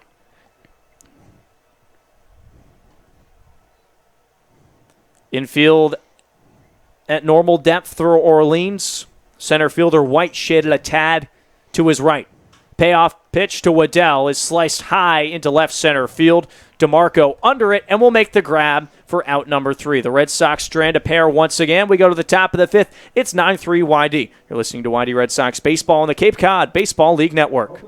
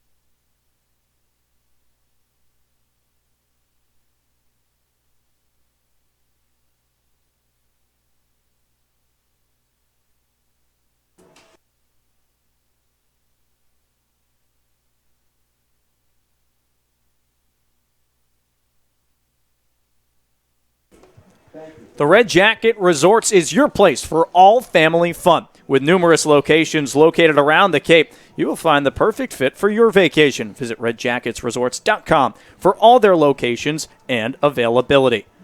Red Sox out in front 9-3 as we go to the visiting half of the 5th inning. Just simply a divine afternoon in Yarmouth, Massachusetts. A lot of sun, great temperature, some wind gusts, and it's made way for a lot of offense for the Red Sox, all coming in their first 2 innings. Dana Gray, TJ Mathewson here bringing you through it all.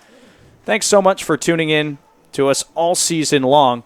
This game 14, 6-5-2 for the Red Sox, sitting in second place, a tie with the Anglers at 14 points in the Eastern Division, just 1 behind the Mariners. Hoping to leapfrog them today with a victory against the Orleans Firebirds. And finally, a new pitcher on the bump for the Red Sox, TJ. Trent Denholm will make another appearance to relieve Alec Marsh. Marsh, final line, 4 innings pitched, allowed 7 hits, 3 runs, none of them earned. A walk and 8 strikeouts. Had really good strikeout stuff today, just unable to avoid that second inning in relief Now, Trent Denholm out of UC Irvine has appeared in one game this season. Similar situation in Whitey's 12-1 win over Harwich. An inning and a third, 2 walks and 2 strikeouts. Phil Clark, the first batter, as Denholm comes home with the initial offering, fought off to the backstop.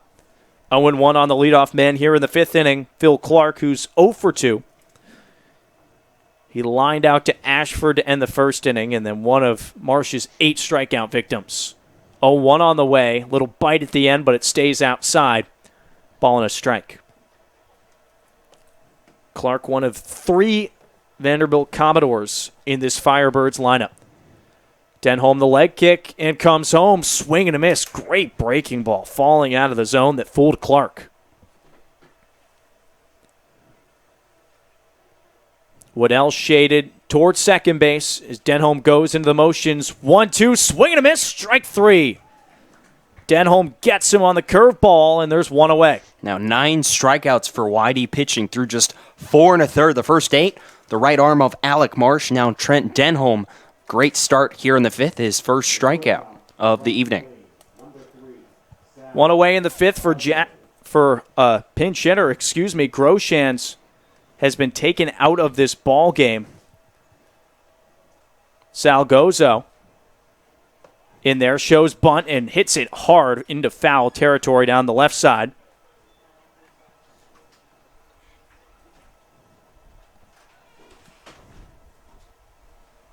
Sal playing his college ball at Tulane, junior from Wallingford, Connecticut, in the lefty box.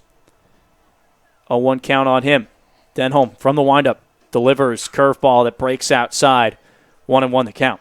Just a .333 average, 7 games so far this summer and 21 at-bats. Yet to have an RBI or an extra base hit.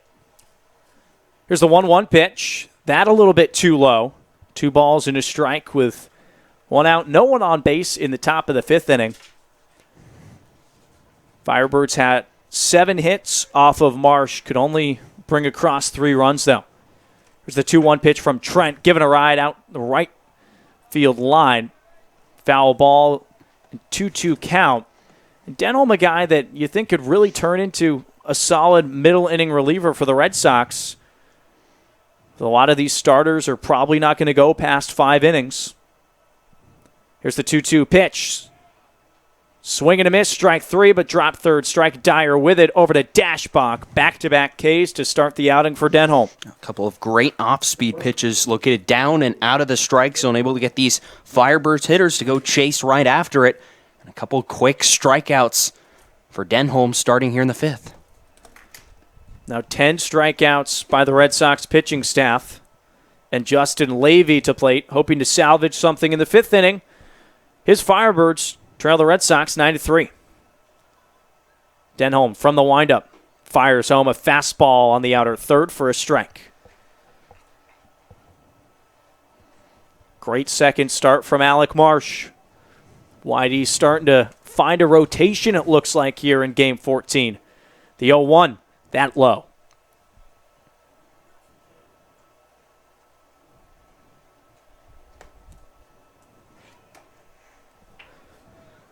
Koss shaded up the middle. Waddell to his right. Here's the 1-1 pitch. Off speed, and it falls into the zone.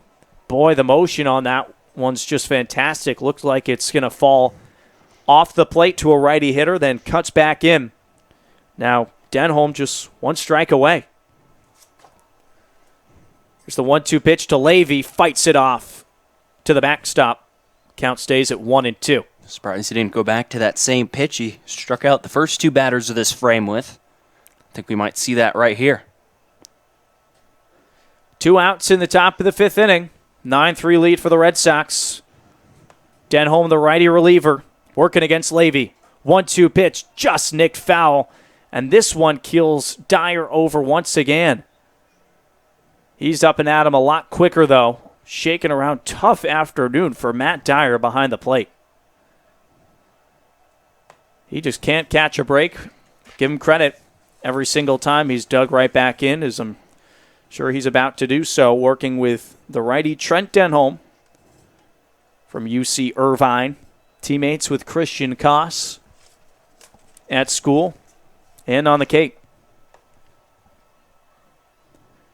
Dyer back in the crouch. Gets a pat on the back from home plate umpire Tim Carey, and looks like we're back ready for baseball with 2 outs in the 5th.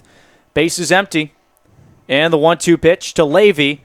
Grounded over to the right side. Dashbach, the first baseman, fields it over to Denholm covering. And the Firebirds go down 1-2-3. Nice outing so far for Trent Denholm. And we go to the bottom of the 5th inning. 9-3 Red Sox. You're listening to YD Baseball on the Cape Cod Baseball League Network.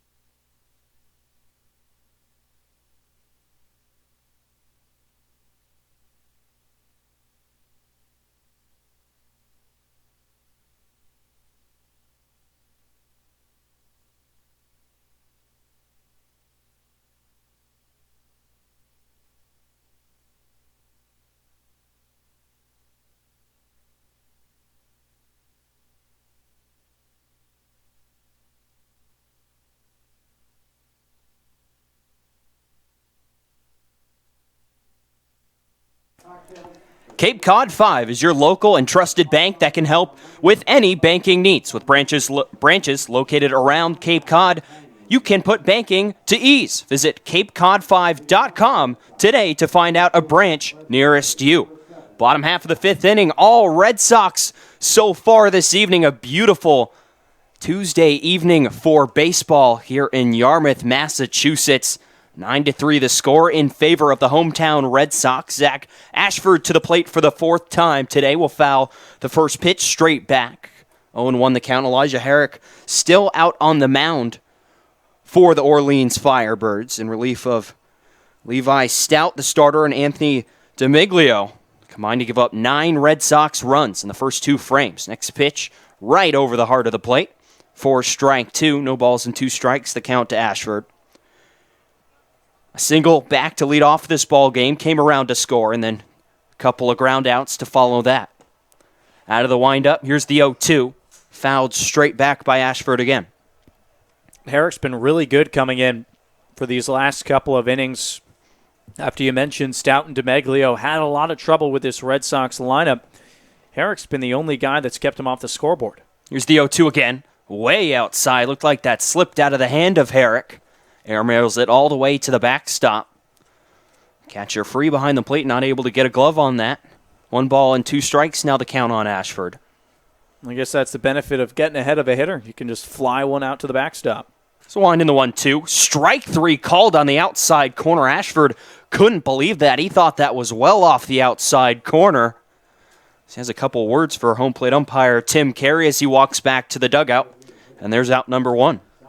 I think that's just a really nice placed pitch from Elijah Herrick on the outer third. And for the lefty Ashford, with 2 strikes on you, you just got to swing and protect yourself. Only the 2nd strikeout of the evening for Firebirds pitching. So in steps Noah Campbell. He has had himself a day so far. A double and 2 singles and 3 plate appearances today. First pitch from Herrick right on the outside corner for strike 1. 1-1 the count on the DH for the Red Sox today. Came into this game a .267 average. Next pitch will miss low in the zone. 1-1 now the count. Entered this game a 3-game hitting streak. That will live on. Now up to 4 games for Campbell. So he'll dribble that one down the third base line, but it will trickle foul just outside that third base line. Now a ball and 2 strikes on Noah. I mean, the Red Sox had the top offense coming into today, and you could make the argument that they really haven't gotten the fullest production from their entire lineup, top to bottom. Today's really the first day that we're seeing everybody contribute, and this can be a normality for the Red Sox. It's going to be a fun summer. We've seen guys like Andrew Dashbach and Quinn Cotton stay hot the whole summer. Noah Campbell just getting going now. Here's the 1-2 on the way. That'll miss down and inside for ball 2. 2-2 the count. Nick Quintana today finally getting hot. Seeing the Nick Quintana we're used to during the spring. Here's the 2-2. That one's dribbled right up the middle. Martinez, the second baseman. Fields throws on over to first just in time to get a hustling Martinez down the line as boos will rain down from the YD fans and the Red Sox dugout. But Campbell will jog back to the dugout. 2 quick outs for Herrick here in the 5th inning. That'll bring up the first baseman, Andrew Dashbach. Yeah, that was awfully close. Probably out by maybe just half a step, but that's a weapon that you have in a guy like Campbell, that even just a routine ground ball that's hit with a slow pace could turn into an infield single. Saw that speed on display earlier in this ball game. First pitch to Dashbach is over for a strike back in that 2nd inning. Stole second base and made it all the way around to third. Would come home on the home run by this man at the plate right now. Next pitch on the way, a swing and a miss by Dashbach. Quickly behind, no balls and 2 strikes. Put a real charge into that ball back in the 2nd inning. His 2nd home run of the summer. Wind in the 0-2. Strike 3 called right on the outside corner. No argument from Dashbach. He will walk right back to the YD dugout. A quick 1-2-3 inning for Elijah Herrick of the Firebirds. And finally, a semi-quick inning for Orleans. We head to the top half of the 6th inning. YD in front of Orleans by a score of 9-3. You're listening to Red Sox Baseball on the Cape Cod Baseball League Network.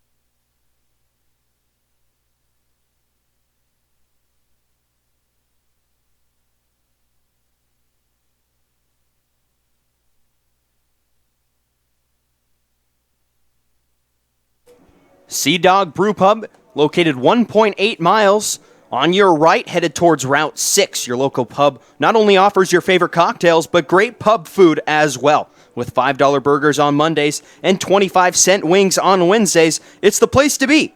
Come on down and hang with your YD Red Sox.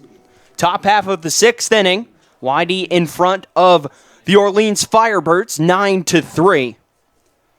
YD entering this day, 3rd place, tied for 2nd place in the East. Orleans right behind them in 3rd place in the Eastern Division.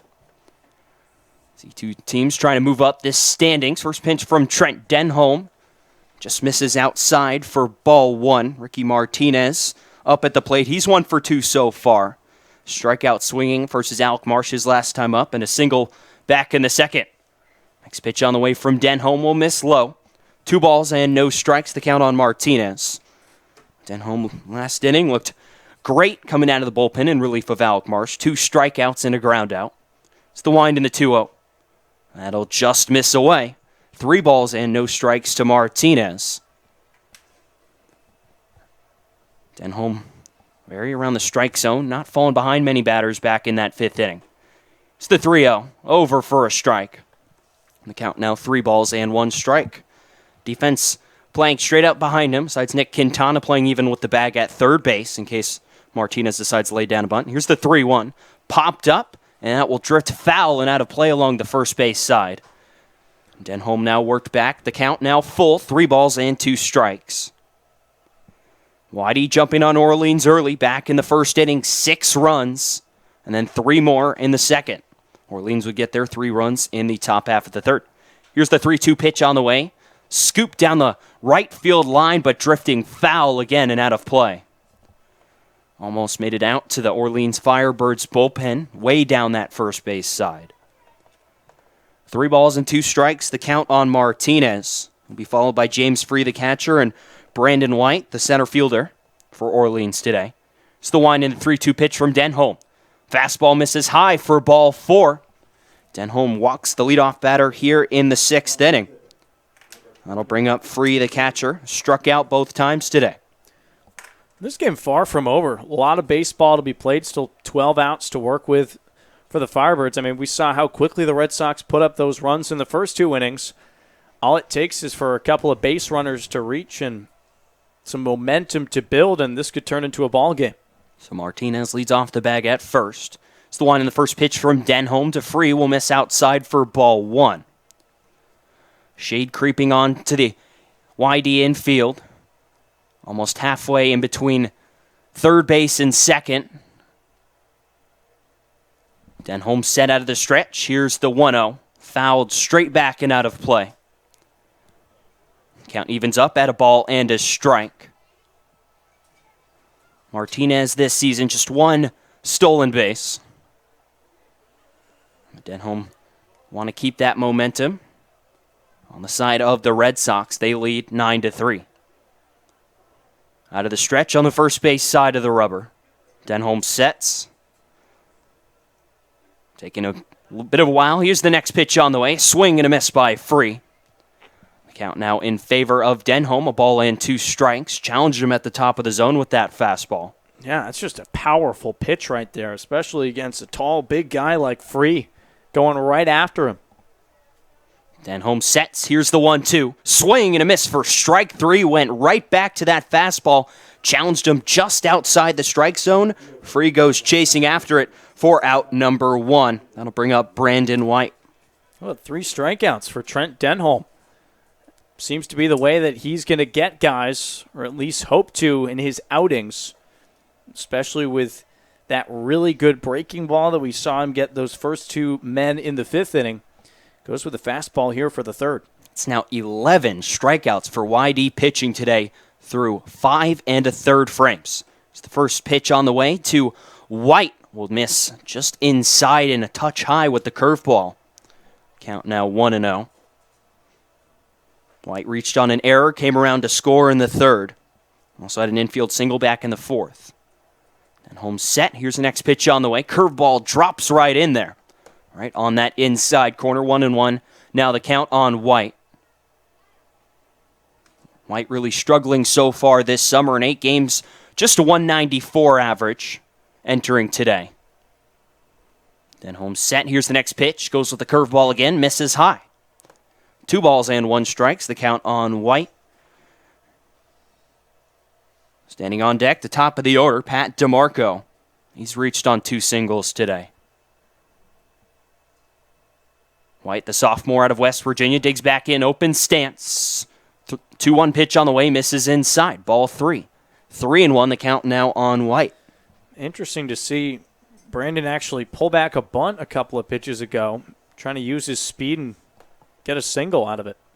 Here's the 3-1 from Denholm. Swing and a miss. Blows that fastball right by him. The count now full 3 balls and 2 strikes. If I'm Denholm right here, challenge him with that fastball yet again. White, 13 strikeouts entering today. That leads the Firebirds. Denholm set right at the belt. He stares in at Dyer. Here's the 3-2 offering. Swung on, and that one's popped up into foul territory over near the Orleans dugout as Andrew Dashbach. He's there, and he'll make the catch for out number 2. Just seems like there's a lot of contact that, at least me as someone watching out of the box, just balls that you don't think are going to be caught that are surely just going to drop in for foul balls. And Andrew Dashbach is just a vacuum over there in foul territory. He's caught pretty much everything that's been hit within a good 50-foot radius of him. Made some spectacular catches as well. Now with 2 outs, here's the first pitch to DeMarco, the left fielder. A swing and a miss. An off-speed pitch right there from Denholm for strike 1. Dashbach only 2 errors this entire spring, this past season at Stanford. Denholm looks in at Dyer. Here's the 0-1. Swing and a miss again. Went right back to that off-speed pitch. Denholm now a strike away from getting out of the inning. Martinez leads off of first. He reached on a leadoff walk here in the 6th. Denholm would get back, strike out the next batter Free. Get White to pop out to Martinez. Here's the 0-2 on the way. Dribbled just foul up the third base line. Denholm went to that curveball.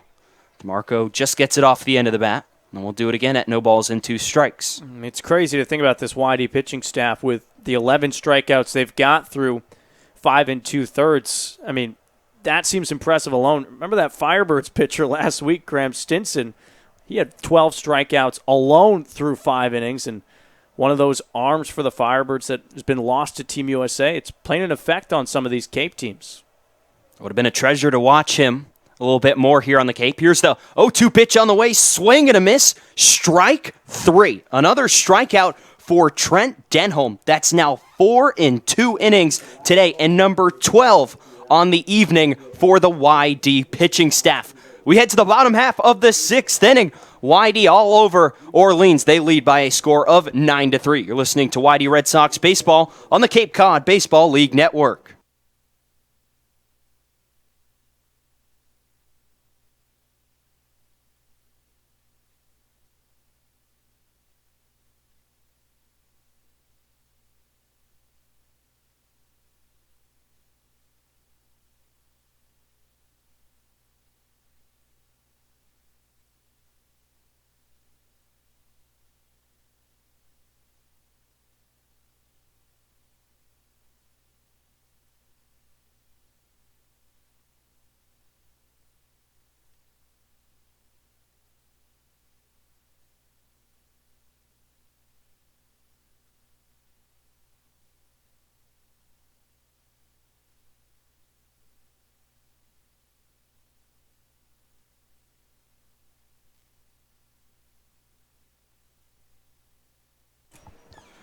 Schlegel & Schlegel Inc. Incorporated is located at 34 Main Street, Route 28 in West Yarmouth, Massachusetts. From auto insurance to home insurance, they are your spot to ensure all of your insurance needs are taken care of. Stop by or visit schlegelins.com to have your policy reviewed today. Bottom half of the 6th inning, a 9-3 lead for the Red Sox as they bat here in the 6th. Quinn Cotton, the cleanup man, set to lead it off for the Red Sox. He'll take ball 1. On the outside, just off the outside corner for ball 1. 4, 5, and 6 due up in the YD order. This next pitch on the way from Elijah Herrick will miss low for a ball. 2-0 now the count on Cotton. Herrick came in to put out the fire created by Levi Stout and Anthony DeMeglio in the first 2 frames of this game, allowing 9 YD runs. Next pitch will run up and inside on Cotton. A quick 3-0 count on the cleanup hitter for YD today.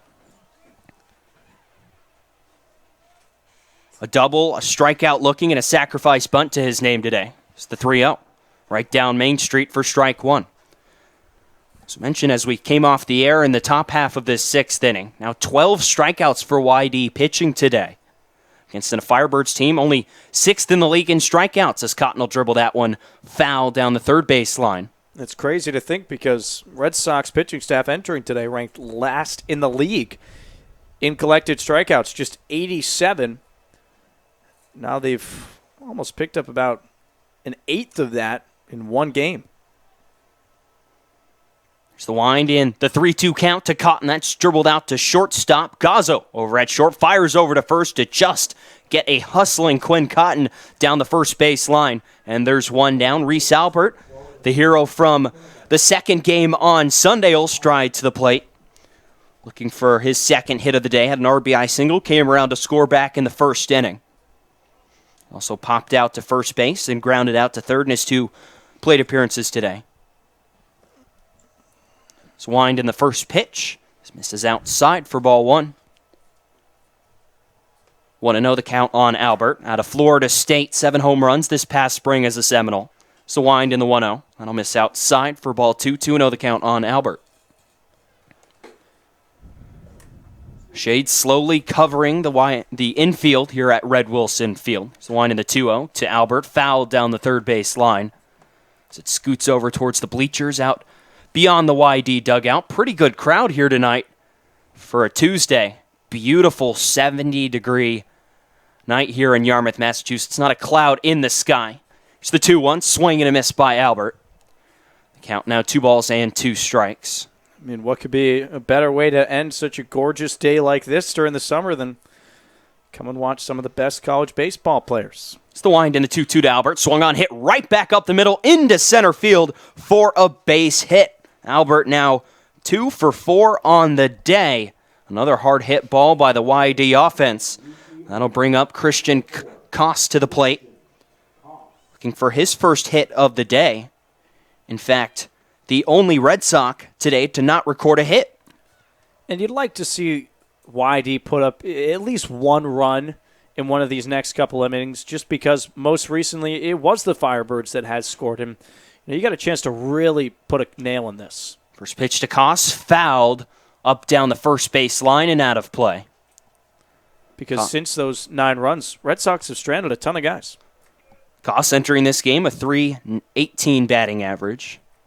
Walked back in the 4th inning.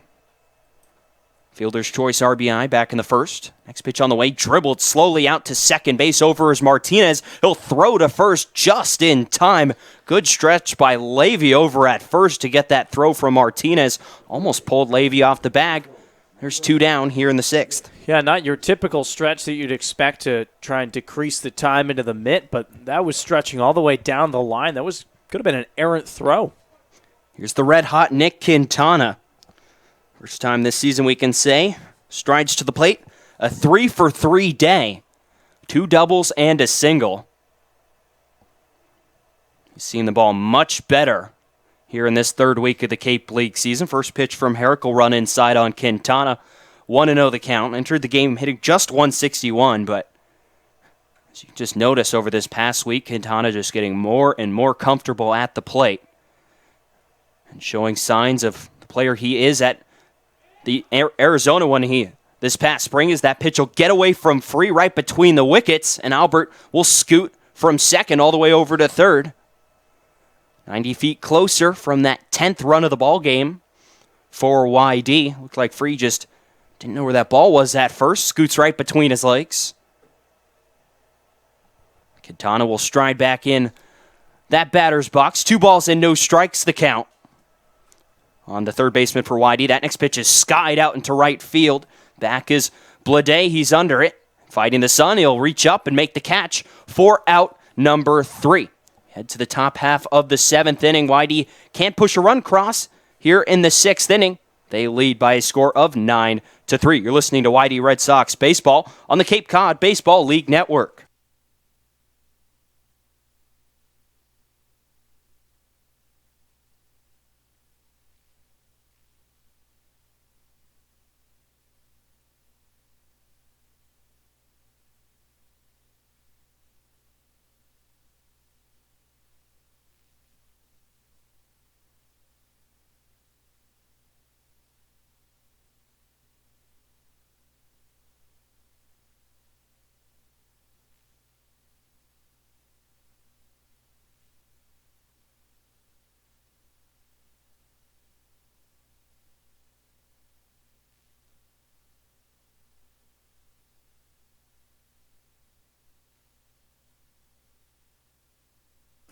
Made Pro has been making Cape Cod shine one home at a time for the past 15 years. Visit their website, www.madepro.com/Cape Cod, and have your home clean the way you like it. Top half of the 7th inning, YD in front of Orleans, 9-3. Trent Denholm still out on the mound for the Red Sox. He has been spectacular so far. 4 strikeouts in just 2 frames in relief of Alec Marsh. Yeah, really, really nice stuff to see from the UC Irvine kid, especially in a game where, it's not a whole lot of pressure situationally in the middle innings with your team already with such a big run. It's a nice feeling as a reliever to come in and know that, hey, I can just throw my best stuff and, if someone hits a single, it's okay, or they put the ball in play, it's not the end of the world. It's really allowed him to showcase what he can do. YD pitching staff has been excellent so far today. First pitch from Denholm on the way to J.J. Blade. Will miss off the outside corner for a ball, 1-0 the count. Slightly open stance. Sophomore from Vanderbilt.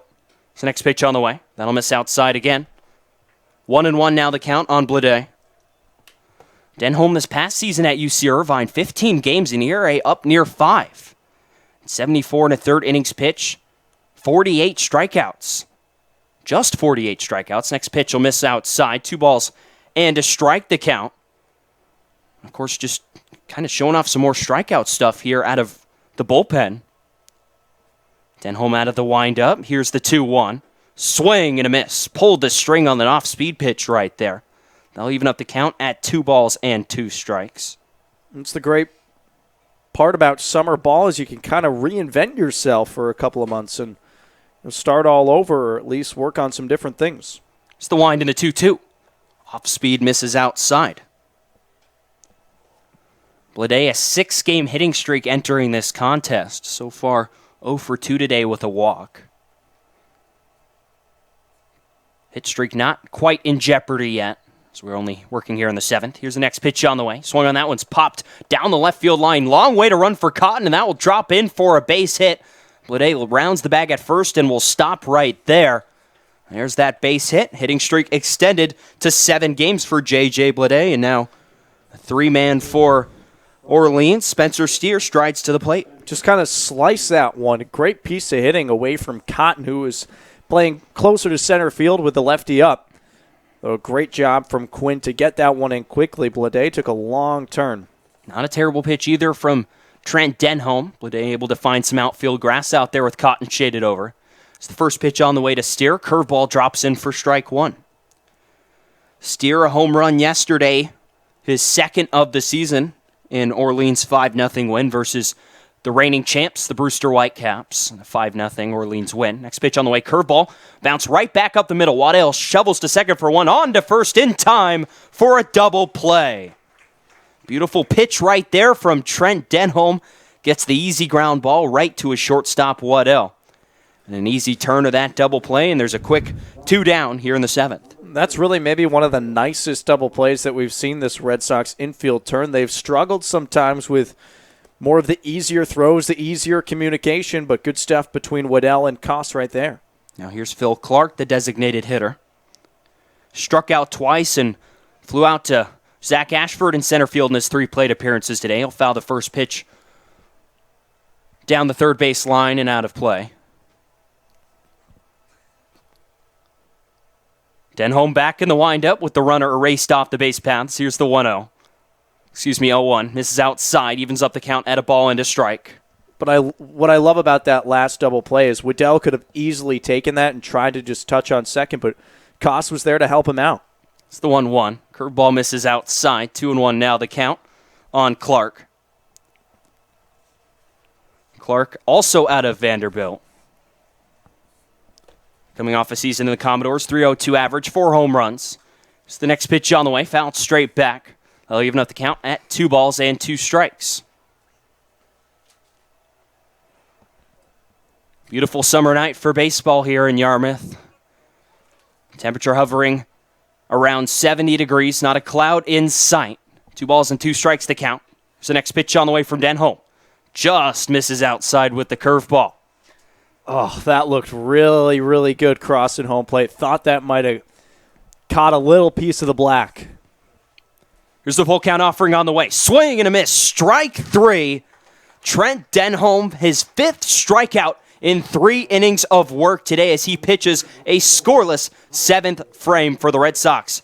We're stretching here at Red Wilson Field. It's all Red Sox. They lead 9-3 as we head to the bottom half of the 7th. You're listening to YD Red Sox Baseball on the Cape Cod Baseball League Network.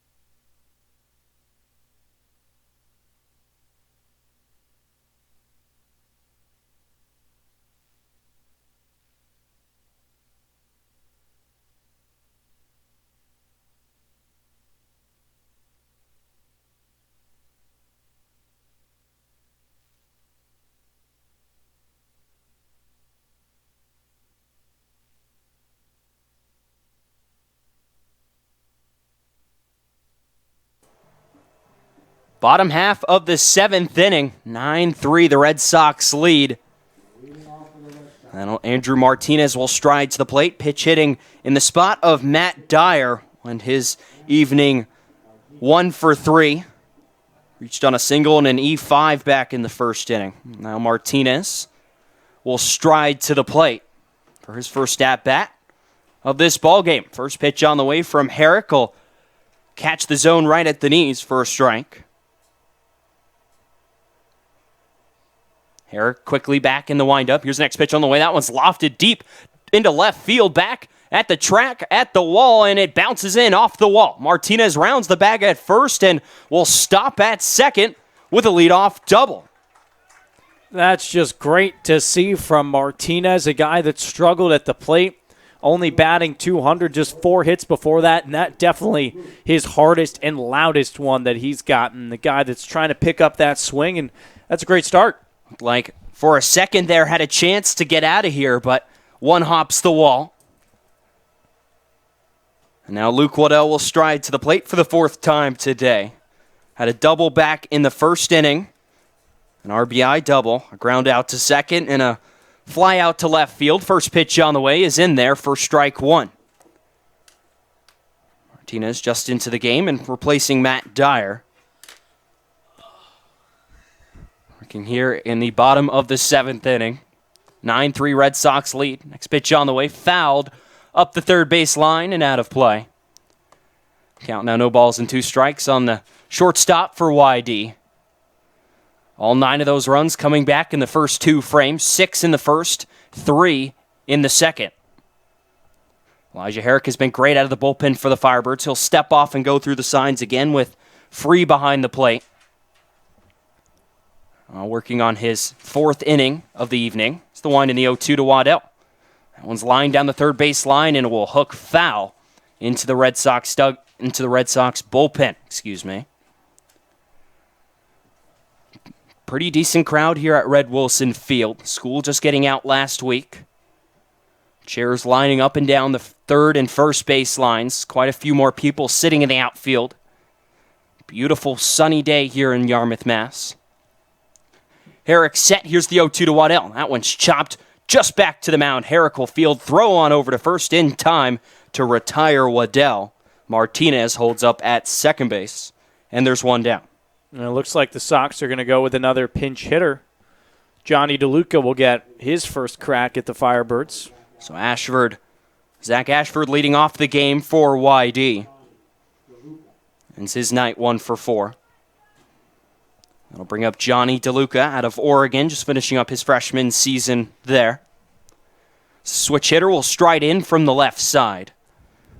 Had a home run in the first game of the doubleheader against Wareham on Sunday. So on the first pitch from Herrick, lined right back up the middle into center field for a base hit. Martinez will get to third and stay right there. Johnny DeLuca hunting a first pitch fastball, gets it, lines it right back up the middle for a base hit. And YD back in business here in the 7th. They have runners on the corners, just 1 out. Just absolutely smoked. Great contact from DeLuca, coming in cold into this ball game.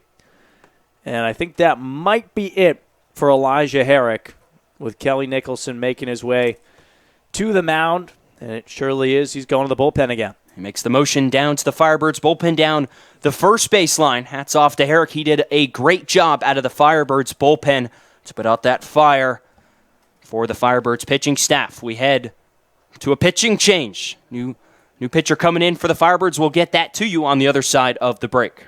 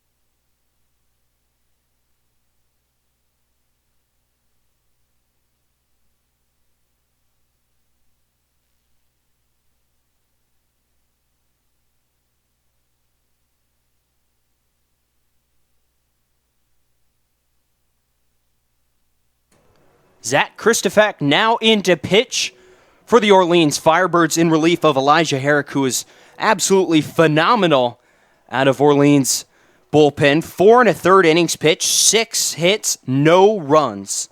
A walk in 3 strikeouts to put out that fire set by Levi Stout and Anthony DeMeglio in the first 2 frames of this ball game, where YD put up 9 runs, all 9 of their runs that they've scored today. But threatening here in the bottom of the 7th, Noah Campbell will stride to the plate to face Christofak, a sophomore out of University of Georgia.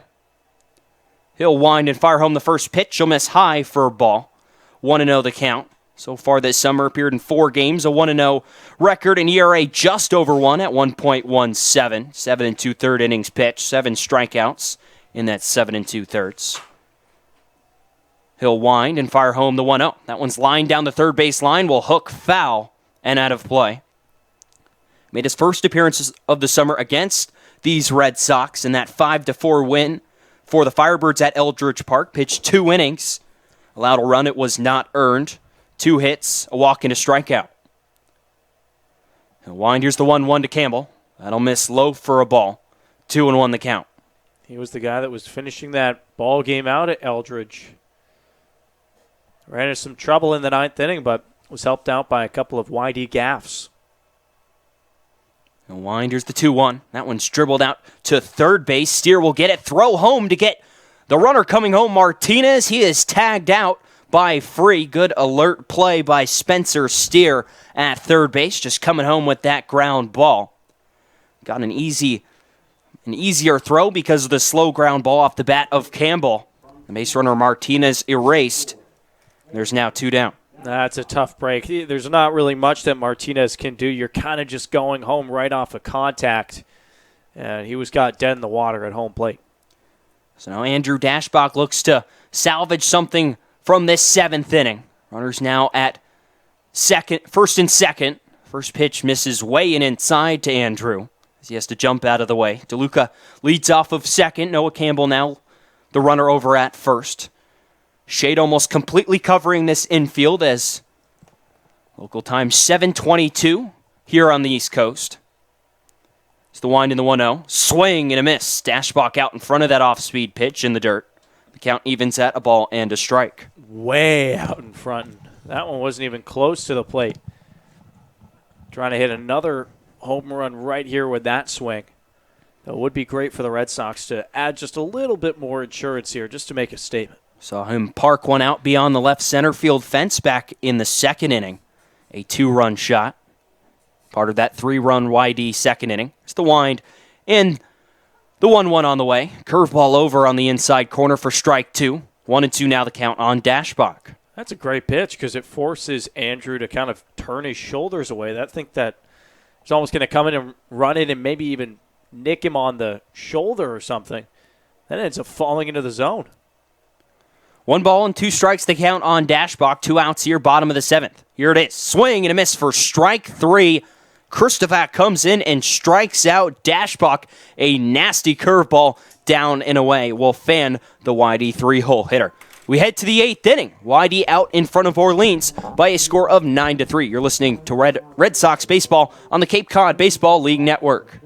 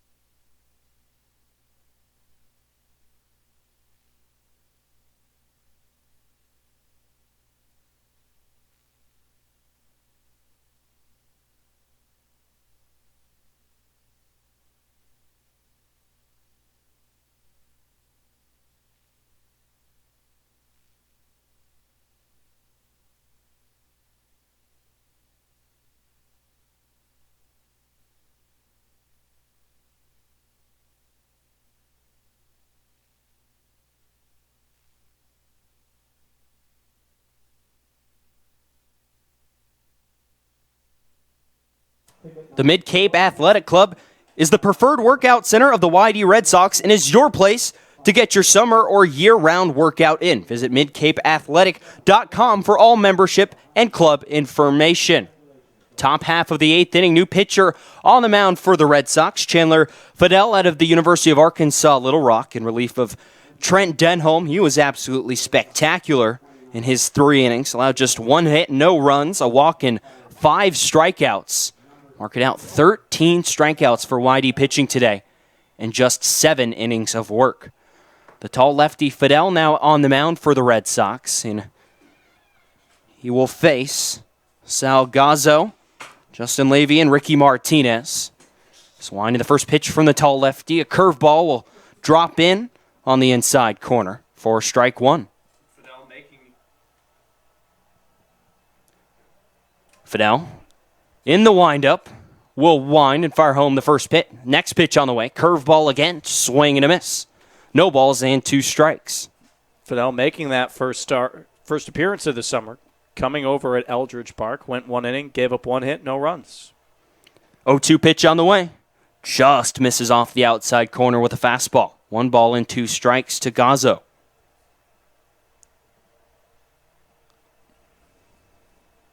Fidel staring right over that glove, held up in front of his face. He gets a sign. Here's the 1-2. Curveball drops in on the outside corner. Strike 3 called. Whew. That is strikeout number 14 on the evening for YD. They have been on top of their game with this strikeout stuff here against Orleans. 1 down here in the 8th, and that'll bring up Justin Levy, now over at first base for Orleans. The tall lefty out of the windup. Here's the first pitch on the way. Another curveball over for a strike. Wow, that was just pure filth from Chandler Fidel to get that strikeout. Starts off Levy with that same exact pitch. Next pitch on the way, fouled straight back, and just like that, an 0-2 count on Levy and another strikeout opportunity for the YD staff. Fidel this summer, an ERA over 6 and just 5 2/3. 7 strikeouts in those 5 innings. Here's the wind in the 0-2. Fastball will miss outside. 1-2 now the count. Ricky Martinez stands on deck for the Firebirds. They trail by 6 here in the 8th. Out of the windup, here's the 1-2. Swing and fouled up the first base side. The count will remain the same. A ball and 2 strikes. Nice job by Levy to sit on that curveball. He knew it was coming that time and still couldn't really turn it around for any great contact, but at least he stayed alive.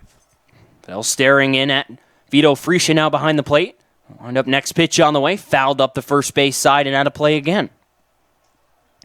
Some defensive changes for the Red Sox. Vito Fresia in behind the plate for Matt Dyer. Andrew Martinez will take over at third base for Nick Quintana. And then out in center field, Johnny DeLuca.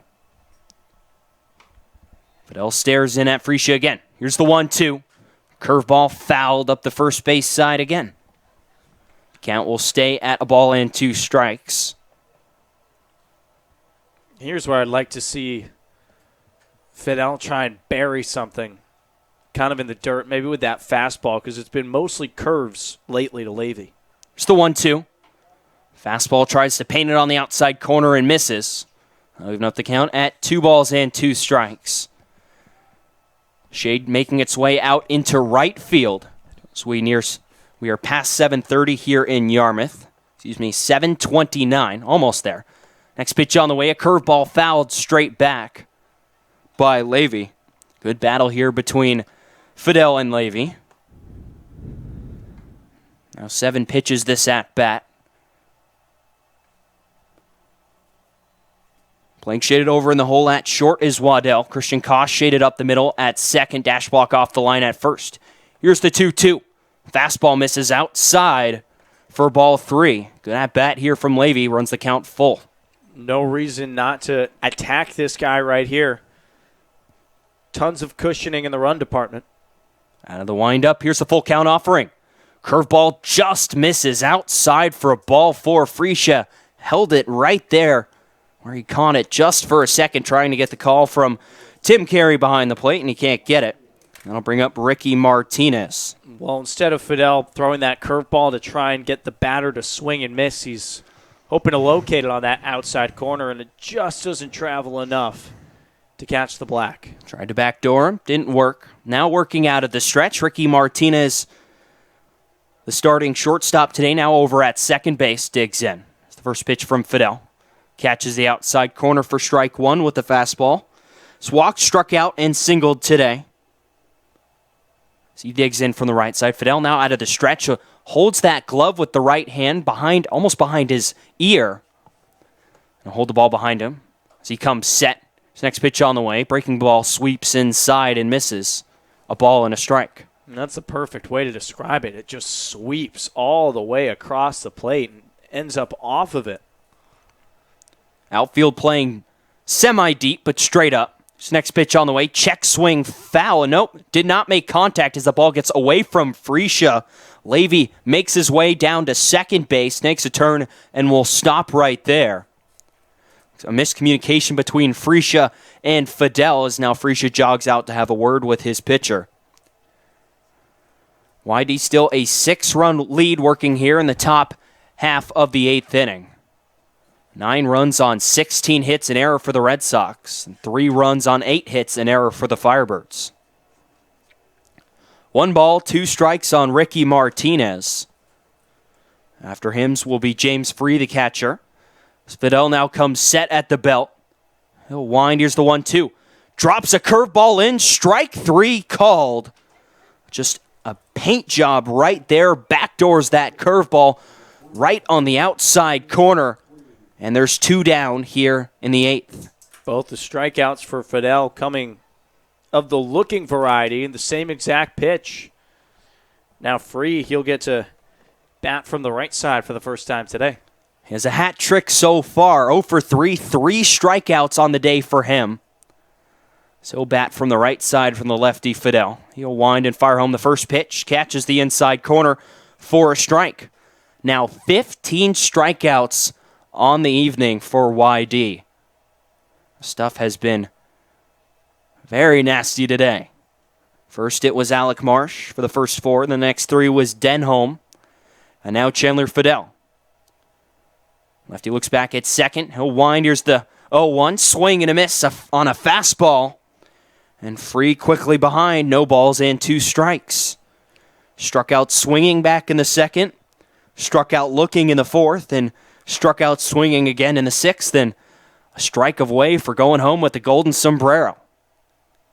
Fidel winds. Here's the 0-2. Just misses off the outside corner. Freesia tried to frame it. Couldn't get the call. Now a ball and 2 strikes on Free. And you could see 2 possible pitches here. Really 3. Maybe he goes back to the fastball or could go curveball outer third or try and get that curveball sweeping in to get the swing and a miss. Fidel stares in at Freesia to get his sign. He's set. Here's the 1-2. Swung on and ripped out to shortstop. Waddell off the bounce, throws on over to first on a bounce, gets away from Dashbach on a funky hop. He has no idea where it is. The runner will come across and score from second. That's Levy making the turn, and stopping at second is Free. Just a bad bounce there from Dashbach. Looked like he couldn't see the throw from Luke Waddell. And off an E6 right there, a run comes across for the Firebirds and will extend the 8th inning. It's just these little infield errors where ground balls that you'd hope would be routine too many times early on in this season have extended innings, giving up runs as well. So a run comes across for the Firebirds here in the 8th. It's now 9-4 Red Sox. Still 2 down. And the 9-man Brandon White will stride to the plate for the 4th time today. Line in the first pitch from Fidel. Catch the outside corner with a fastball. Reached on an error back in the 3rd. An infield single in the 4th. And a pop out to Andrew Dashbach in foul territory back in the 6th. Fidel ahead. No balls in to strike. 2 outs. Top of the 8th inning. Whitey in front by a score of 9-4. As Freesia will call time and jog out to have a quick word with his pitcher. Runner Free now leads off of second, reached on the air by Waddell. And the guy that the Red Sox coaching staff wants to be their closer, Ryan Nelson, getting warmed up. Wouldn't be a save opportunity if the scoreline stands, but he's getting loose. Hasn't gotten a pitch since Friday. 6-1 win against Cotuit. Fidel winds. Here's the next pitch on the way. Curveball drops in, a beauty right on the inside corner. Ball now, no balls and 2 strikes. We have seen that Chandler Fidel curveball all season. It is a thing of beauty. No balls and 2 strikes on Brandon White. Here's the wind by Fidel. Here's the 0-2. Fastball misses high and outside for ball 1. 1-2 the count. Let's see him drop that curveball and backdoor him. White entered this game. Most strikeouts on the Firebirds. As he steps back into the right-handed batter's box. Open stance. Fidel winds. Here's the 1-2. Swung on and just got a piece. Fouls it straight back. Looks like he might have caught a piece of freesia behind the dish. Count will stay the same at a ball and 2 strikes. White entering the game, just a 194 average. Lots of speed, though. Patrolling center field for the Firebirds. Fidel holds that glove up near his chin, now gets the sign, comes set at the belt. Here's the wind in the 1-2. Backdoor curveball, strike 3 called on the outside corner. Chandler Fidel out of the bullpen, strikes out the side for the Firebirds here in the 8th inning. That's now 16 strikeouts on the evening for YD pitching. We head to the bottom half of the 8th inning. YD in front of Orleans by a score of 9-4. You're listening to Red Sox Baseball on the Cape Cod Baseball League Network.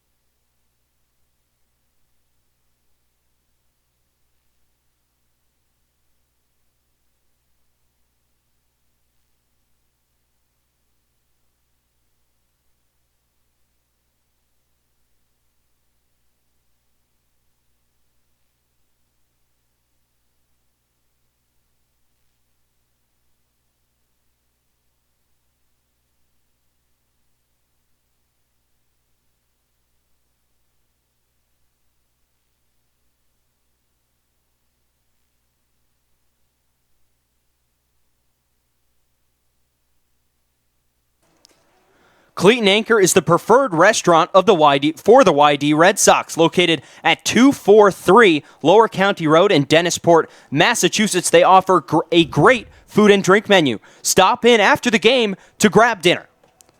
New pitcher on the mound for the Orleans Firebirds, Tyler Brown, in relief of Zach Christofek. 2/3 of an inning for Christofek. No hits, no runs.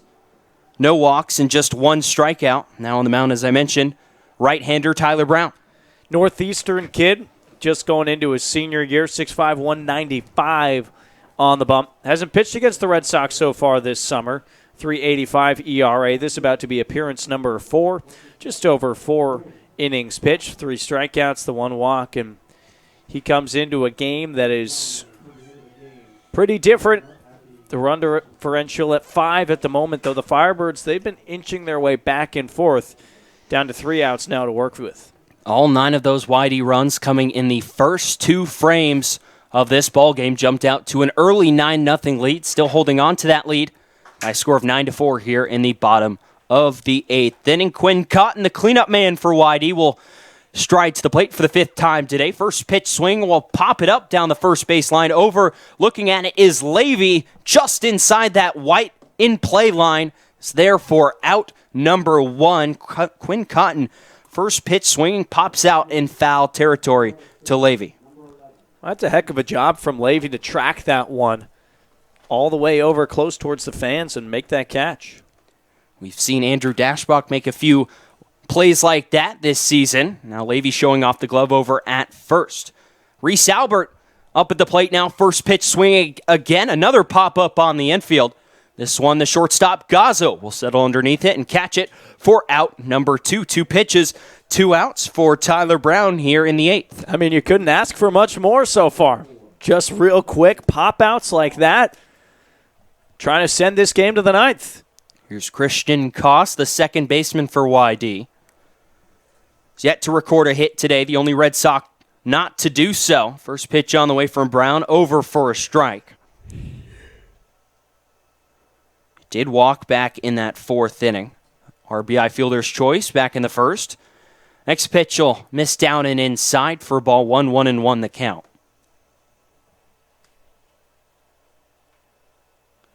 Brown winds and fires home the 1-1. Curveball drops in there for strike. 1-2 now the count. Just a late decision right there from Christian not to swing.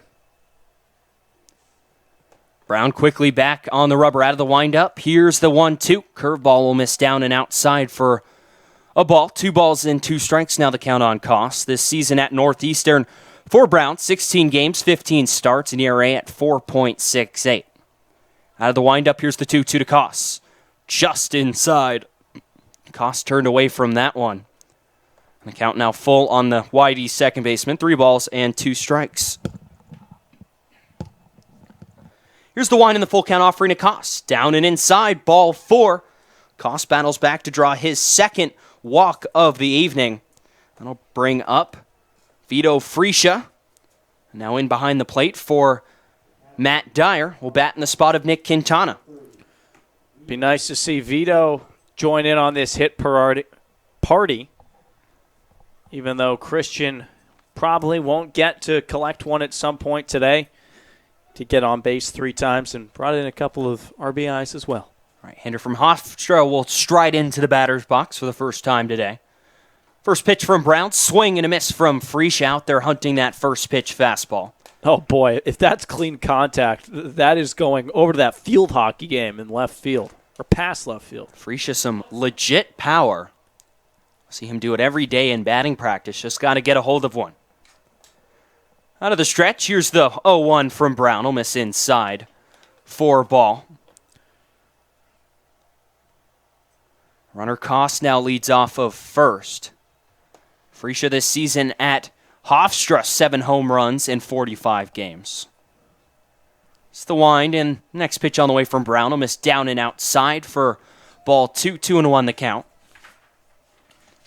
This spring at Hofstra in those 45 games, .353 batting average. 7 home runs, 31 RBIs. Freesia will step back in. Facing the righty Tyler Brown on here in the 8th inning. He'll wind. Here's the 2-1. That'll miss outside for ball 3. 3-1 the count on Freesia. You can see that Brown is trying to, in these at-bats, set up the strike zone. A lot of stuff inside. We saw a couple of those to Koss. Maybe setting something up for the outside corner. See what he goes with right here. It's the next pitch on the way. Strike right down the middle at the knees. Count now full on Freesia. 3 balls and 2 strikes. Second straight batter with a full count against Brown. So he got the first 2 outs of this inning on the first pitch. Brown sit on the rubber. Here's the full count offering on the way. Runner goes, swing, and it's fouled down the third base side and out of play. Koss going with 2 outs. Trying to get a head start. Whitey looking to possibly add another insurance run on for the 9th inning. Looks like it'll be Ryan Nelson stretching out there in that Whitey bullpen that will get the ball for the 9th frame. He's not pitched since Friday. Brown set. Here's the full count offering again. Swung on line into center field. Will get down for a base hit. Koss had to stop, make sure it didn't get caught. He'll still round the bag at second and head all the way over to third. Good piece of 2-out full count hitting by Vito Freesia. And the inning continues for YD here in the 8th. That'll bring up Andrew Martinez, who doubled in his first at-bat of the game back in the 7th inning. And with 2 outs, Koss getting to go right off the bullet of that. Just not enough to have Scott Pickler try and send him home. So here's Andrew Martinez seeing if he can add on to the YD lead. 1 for 1 so far today with that double. First pitch on the way from Brown will miss high and outside for ball 1 with a fastball. Wind blowing a little more emphatically out to right center field. Here at Red Wilson was blowing out to left center earlier. Helped out Andrew Dashbach a lot back in the second inning when he blasted a 2 RBI homer.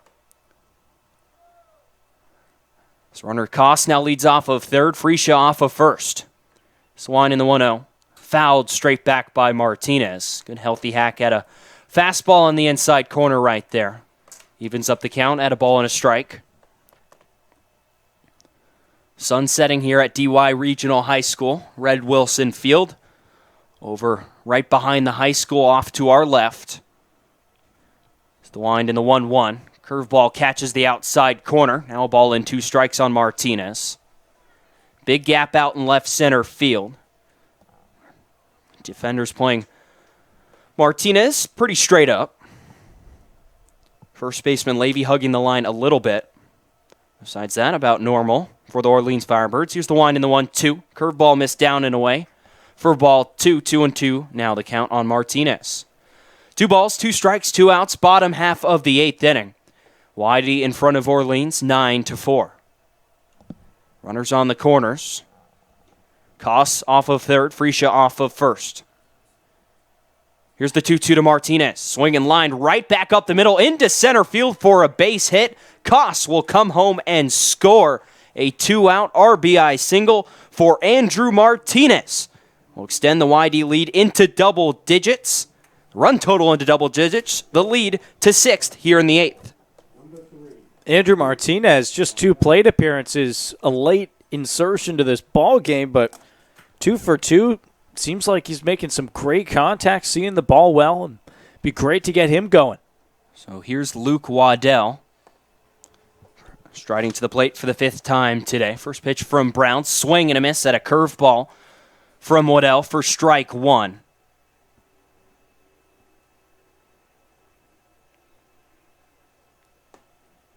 For Martinez, that's now RBI number 2 on the season for the infielder for the Red Sox. On to the next pitch on the way from Brown. Another curveball, another swing and a miss by Waddell. Quickly 0-2, the count on the shortstop for YD. Should Waddell reach the top of the order, stands on deck. Johnny DeLuca would get his second at-bat of the day. Brown comes set. Here's the 0-2 offering. Curveball misses down and away for ball 1. 1-2 the count on Waddell. Infielder out of Georgia Tech. Freesia leads off of second. Martinez leads off of first. A run in here in the 8th. A 10-4 YD lead. Brown set again. Here's the 1-2. Fastball misses high and away for ball 2. 2-2 the count. You love to see the Sox just put up another run here in the 8th because those middle innings, I mean, all the way back to the 2nd, they weren't scoring runs, but they were getting a lot of chances, a lot of base runners. Good to convert here. Set again on the mound is Brown. Here's the 2-2. Misses high and away again for ball 3. Another full count here in the 8th inning for Brown. Working ahead of Waddell 0-2. He's in danger of losing the 9-man for YD and turning the lineup back over for the 6th time today. Brown set on the first base side of the rubber. Here's the wind in the full count offering. Swinging that one is launched out into the gap in right center field. Back, though, is Blade. In the right center field gap, he's over and will make the catch for out number 3 here in the 8th. We head to the top half of the 9th inning. Ryan Nelson on to close it out for the Red Sox. They lead by a score of 10-4. You're listening to Red Sox Baseball on the Cape Cod Baseball League Network.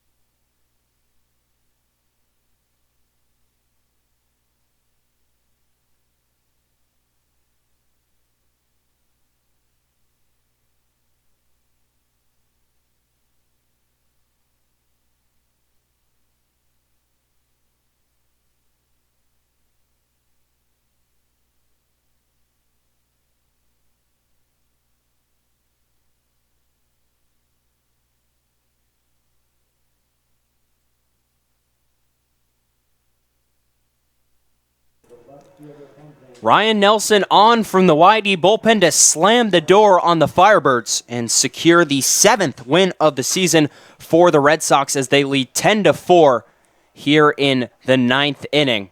Top of the order due up for the Firebirds, Pat DeMarco, J.J. Bleday, and Spencer Steer, 1, 2, and 3. It's the right-hander Nelson out of the windup. We'll fire home the first pitch. Slider over on the outside corner for a strike. We were talking to Dan Jaffe earlier this week about Nelson. The coaching staff for YD wanting Nelson to be the closer. He's been spectacular so far. The windup again. Here's the 0-1 offering. Fouled up along the first base side and out of play. Kind of a couple of different starts last Friday against Katuitt. Comes in and shuts the door with 1 innings pitched, but before that, pitched against Katuitt, gave up 3 earned runs, did not record an out, also walked 3. Here's the 0-2 offering on the way to DeMarco. Fastball high and outside for ball 1 and 2 the count. That fastball in the mid-90s, the hard breaking ball. Out of the bullpen for Oregon this season was spectacular. 16 games, a 3.86 ERA. Over 14 strikeouts per 9 innings. So next pitch on the way, swing and miss for strike 3. Ryan Nelson blows a fastball by Pat DeMarco for strike 3 to start the 9th inning. Just no chance there as a hitter with that elevated fastball. It's rising up, movement on it, great velocity, and a pretty good pitch to have as a closer. Strikeout number 17 for YD pitching today. So here steps J.J. Bleday, the right fielder. Line in the first pitch on the way, hit high and deep down the left field side as it will hook foul and out of play. Nelson quickly ahead of Bleday out of Vanderbilt. 1 for 3 day today. Strikeout back in the first, a walk in the third, a fly out in the fourth, and a single in the 7th. That would extend his hitting streak to 7 games. Nelson staring in at Freesia to get his sign. Right-hander, the slow windup. Here's the 0-1. Strike called on the inside corner. Dots that fastball. Right in on the inside black and quickly ahead 0-2 for the second straight batter.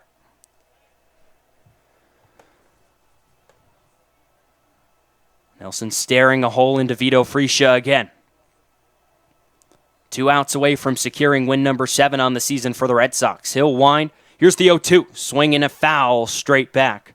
Bleday stays alive. And now here's where you like to see him take something off of it. He's set up these 3 straight fastballs to Bleday. And maybe if pull down the velocity a little bit, try and get JJ to swing out in front of it. Shakes off once from Freesia. Still staring in to get the signs. Takes a deep breath. Out of the windup, here's the 0-2 again from Nelson. Swing and a miss. Strike 3. Challenges him with that fastball at the top of the strike zone for out number 2. Fantastic job by Nelson with that high command fastball. And, in a game that's 6 runs, he really doesn't have that much of a pressure situation, but nice to be coming down in a calmer opportunity to really shut the door here and doing it with his best stuff. That fastball looks phenomenal. Last chance for the Firebirds. Spencer Steer, the third baseman, will step in. One in the first pitch from Nelson. Will miss low for ball. 1-0 the count.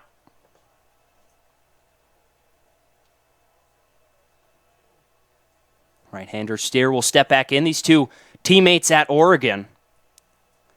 Steer starting third baseman for the Ducks. Nelson shortstop. Swann next pitch on the way. That one is fouled up and out of play. The count now a ball and a strike on Steer. These two occupied the left side of the infield for the Ducks quite a bit this season. Nelson here now out of the bullpen for the Red Sox. 2 strikes away from securing this win for YD. The windup, here's the 1-1. Curveball catches the inside corner. That's a nasty pitch right there. Starts it out at Steer's hip. Breaks it off over the inside corner. Nelson is now 1 strike away. And you got to go high fastball here, you'd think, with 2 strikes. Nelson stares in at Freesia. Defense playing straight up for YD. Out of the windup, here's the 1-2. Swing and a miss. Strike 3. Nelson strikes out the side, all with high fastballs in the mid-90s. Impressive stuff from Ryan Nelson out of the bullpen. That's strikeout number 19 on the evening for YD pitching. They were incredible here today, along with the offense that put up 10 runs to secure win number 7 on the season. That's got to be a great feeling for Nelson, who has to sit for a while and then doesn't really look like his stuff was affected at all. That was phenomenal in the top of the 9th inning, and really not that pressurized of a situation, but great to know that he can use that when need be in tight ball games. So that's going to be a weapon at some point. So YD with the win will improve to 7-5-2 on the season, securing points number 15 and 16 in the standings. Orleans will drop this contest, and record will drop to 5-9 on the season for YD. The winning pitcher today, Alec Marsh, 4 innings, 7 hits, 3 runs, none of them earned. And then for the Firebirds, Levi Stout only lasted an inning, will take the loss. 1 inning, 6 hits, 6 runs, 4 earned, 1 walk, and no strikeouts. We'll be back on the air tomorrow at White House Field for a matchup against the Harwich Mariners, another top team in the East. That one set for 6:30. Be on the air a little bit before that, but Red Sox dominate the Firebirds here at Red Wilson Field. The final score, 10-4 in favor of YD. For Dana Gray, I'm TJ Mathewson. We thank you for listening to YD Red Sox Baseball and say so long from Red Wilson Field.